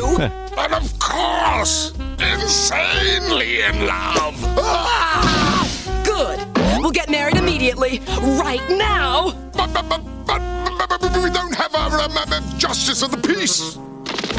Greetings. I'm your friendly justice of the peace from InstaWed. What a coinkydink. I like that she gets fourth wall breaking powers ever so briefly to like wink at the camera and say, what a coinky dink. I also feel that they probably wanted Jaleel White to do an Irish accent for this character, but he just couldn't do it. It feels like that's what's missing. Yeah, I do kind of see it. Yeah, he should have been Irish. Though, you know, I could also see Deke saying that like this was written to be a priest character, and they say like, hey, get that religion out of here. That's why they so specifically say justice of the peace, a non-denominational thing. That's true. He's more like a judge than a priest. Yeah, he's wearing this like frock, so he's not dressed as a priest. Yeah. Sonic is he's in full Bugs Bunny mode here, just like, nobody recognizes him because he's in a new costume. He fools everybody. He is doing the fastest wedding he possibly can and forcing it on him. And I like too, there's a really funny drawing of Tails sinisterly playing the organ, like he's into this too. It's a piano though with organ sounds coming out of it. I think there was a miscommunication there as well. Just like, well, yeah, that just makes these noises. It's fine. But these giant glasses on Sonic are very fun. Yeah. Oh yeah. Look at those teeth in the drawing you have there too of that weird smear. Like there's some crazy ass teeth in this show. Yeah. And this is also when he shoves Scratch and Grounder into Best Man and Maid of Honor outfits that have a label on them for some reason. I guess maybe just so we know what they are. Yeah. I guess if you didn't have the label, you might think that Sonic is also marrying them together as well. It's the first of two funny kind of drag performances in this episode. Oh, yes. And then Sonic also changes Robotnik and Catella into their bridal or their wedding outfits as well, which I'm like, Sonic, what are you seeing in that brief second there of changing their clothes? But again, another of my favorite just funny drawings, when Sonic leaves them, Catella is excited in her wedding dress, and Robotnik has like the funniest like dumbstruck look on his face of like, yes. It's such like a great goofy drawing. But Grounder is crying even though he doesn't know what a wedding is. And then Sonic is officiating the wedding. Another joke that Knight admits doesn't really work is that the Shadow is supposed to be doing a lot of acting behind him, but he only like moves like twice. It was really supposed to be doing a lot more in this sequence here. I get it. I think it's actually like a really clever idea, but it's so weird in this scene that the Shadow just starts doing stuff partway through. But then the wedding is crashed. Do you, Catella, take this big yoke to be your awful wedded husband? You got it. And do you, Dr. Ivo Robotnik, take... He does. Then if there is nobody here who objects to this union, I now pronounce you... You bet I object! It's Mama Robotnik! You called her? Seemed like a good idea. How come you didn't invite me to your wedding, you slime bucket? Don't you call my cuddly wuddly a slime bucket? I was talking to you, cheesehead! This is turning out better than I thought. Oh my lord. The wild take Robotnik does when they start fighting, when he just bites his lower lip, it's so extreme. It's another one that I had to do the freeze frame on. I love it, yeah. But this is so over the top. I don't know if Mama Robotnik is a consistent character. I forget if she comes back, but it's just Robotnik in a dress with giant breasts. I mean, depending on your body type. And lipstick. Yeah, that too. I mean, she's busting out too. She's busting out all over, yes. Yeah. You see your bloomers in this? It is such a broad character. Sorry, Ian. It's wild, yeah. I recall this character is in a couple other episodes. I think she has like a debut episode before this. Yeah, it's just like the character that's funnier than Robotnik is just Robotnik with large breasts in a wacky dress. Yeah. No, I watched the Mama Robotnik episode before this one too, and because I remember her being like, "Oh, a Mama Robotnik one is always funny because she is just so huge. Like she's as big a performance as Robotnik himself is, and just the hilariousness. Like, yeah, she just has a full mustache, just like Robotnik. Like, not commented on. She's also bald like him too. Yes, yeah. In their debut episode, she escapes from some sort of institution, like an old folks' home or an asylum, and Robotnik's is like, "Mama, how did you get out?" and yeah, she's better at torturing Sonic than him, and she's always but I forgot she was in this episode because I thought this was just like the sexy Catella episode, and then when she barges in, like I was like bouncing in my chair, like, "Oh my God, Mama Robotnik, yay!" She's also voiced by Kathleen Barr, and this too on the commentaries where Milton Knight says he took the biggest liberties in a great way, because he said that the script was Mama and Catella have a disagreement and they say stuff back and forth, and then Catella leaves, and Knight made the right, I think, choice. He's like, that's boring. They should fight each other. And so all of the fighting, he made that up for the storyboard, and they kept it in. That's great. Like, I love Catella being squished back into her heart form by Mama Robotnik's giant butt. Like, and she looks happy when she's in that heart form. Yeah, it's a confusing message there. That sequence is great too. Yeah, with Catella grabbing Mama Robotnik by the mustache and punching her back and forth like a yo-yo. So bizarre. Speaking of weird, I love the shot of Mama Robotnik running backwards, looking behind her with her butt like just ready to fire. Yes. And just also the huge ways. I was talking to you, cheesehead. Like, just God. I'm surprised she didn't call her home wrecker or something. Yeah. So after a big old battle, it's let's call it a tie. Catella actually has like a black eye, but Mama is down too, and Catella decides, you know what? I can't stick around with a battle axe like that for a mother-in-law. Like she still loves Robotnik, but she just can't deal with the mother-in-law, and has got to go. Which ends up saving Robotnik. He's pretty excited about that, and so yes, a happy ending here in our last clip from the episode proper as Catella leaves. Mama, what are you doing here? Somebody called me and told me you were about to ruin your life. It wasn't my fault, Mama. She was forcing me to marry her. It's the truth. The truth? Ugh! What kind of villain are you? I raised you to always lie. I'm sorry. I'll never tell the truth again. Oh, I hate that hedgehog. I've had enough of Mobius. I'll go to a planet that really appreciates me.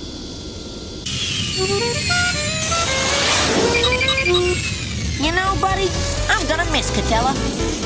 Why would you miss her? Because she made Robotnik so miserable. I bet you can make him even more miserable tomorrow. Stay tuned, little buddy. Stay tuned. What a great ending, too. They're like, keep watching the show. Tomorrow we'll have another episode.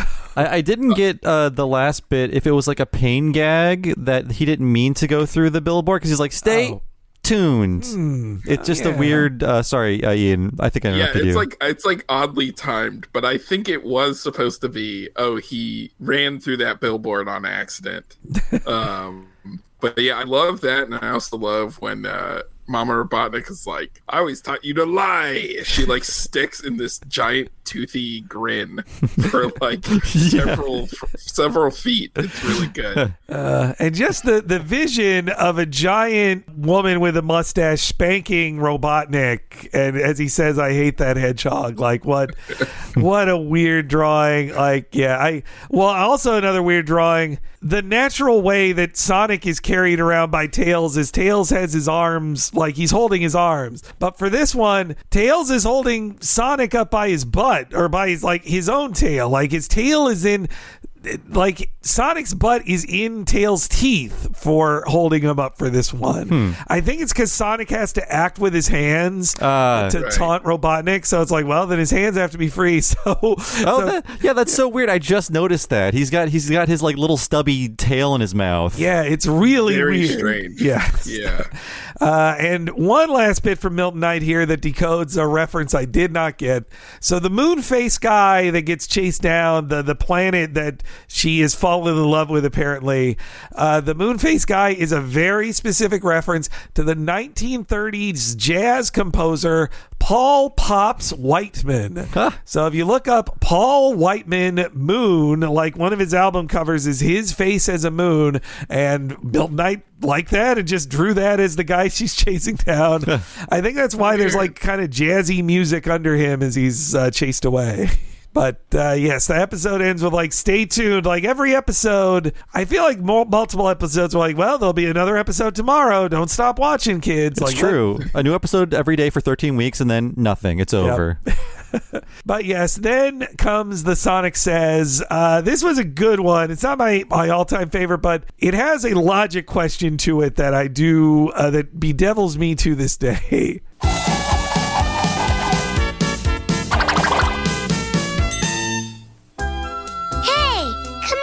Guy? Hold it, Tails. Don't touch that squirrel. He might bite. You should never try to touch or pick up a wild animal or even a pet you don't know. You might accidentally frighten it, causing it to bite you to protect itself. Down, boy! Play it safe with animals you don't know. Don't touch. Sonic Says. So that one has always confused me because that wild squirrel has a top hat on, and he's the president of squirrels. Yes, and also Tails is an animal. Like it's like, but you're an animal. Like, yes, yeah. I read that squirrel, he's larger, like human size, in another episode. And it's the same design. Oh wow! And he can like talk and stuff. Oh, so they just didn't want to design a normal looking squirrel, and they just used this. So. Oh, that's great. That's great. Okay, well, that makes it even more confusing, yes, because that makes it that Sonic is very, like, condescendingly going, like, hey, that's a wild animal. It's like, no, that guy is an equal to you in this world. He's wearing clothes. Yeah. They should have just drawn, like, a photorealistic squirrel. Yeah. And again, I know it's already pretty funny in, like, a G.I. Joe or a He-Man getting one of these public service things, but for some reason, especially in this, it being a Ren and Stimpy style wacky Tex Avery type thing, at the very end they want to get grounded and serious about, like, you know, personal safety, not smoking, looking both ways across the street. The disconnect is even wider of a gulf, I'd say. Yeah, it's bizarre. One, and Ian, you guys made sure on OKKO, like, I was so happy to see a Sonic Says at the end of this. I knew I was it would have been a great episode without it, but it wouldn't have felt complete without a Sonic Says at the end, you know? Yeah, I feel like, you have to have Sonic in that role. I feel like, I think it was in, Wreck-It Ralph 1, Sonic also does the same thing. He's like a public service announcement guy. Which is pretty funny. Yeah, I remember Sonic fans online when that Wreck-It Ralph came out were like, oh, Mario turns it down, but Sonic is just like, hey, I'll show up and do a PSA in it. Like, yeah. Yeah, Mario, you wouldn't catch Mario dead in that movie. He's way above that. Well, now it would end up being like, I would guess it worked out well for them because they held him back, and now he'll just be in the imagination film, and it'll save his 3D animation debut for that, and Disney won't own it. Yeah.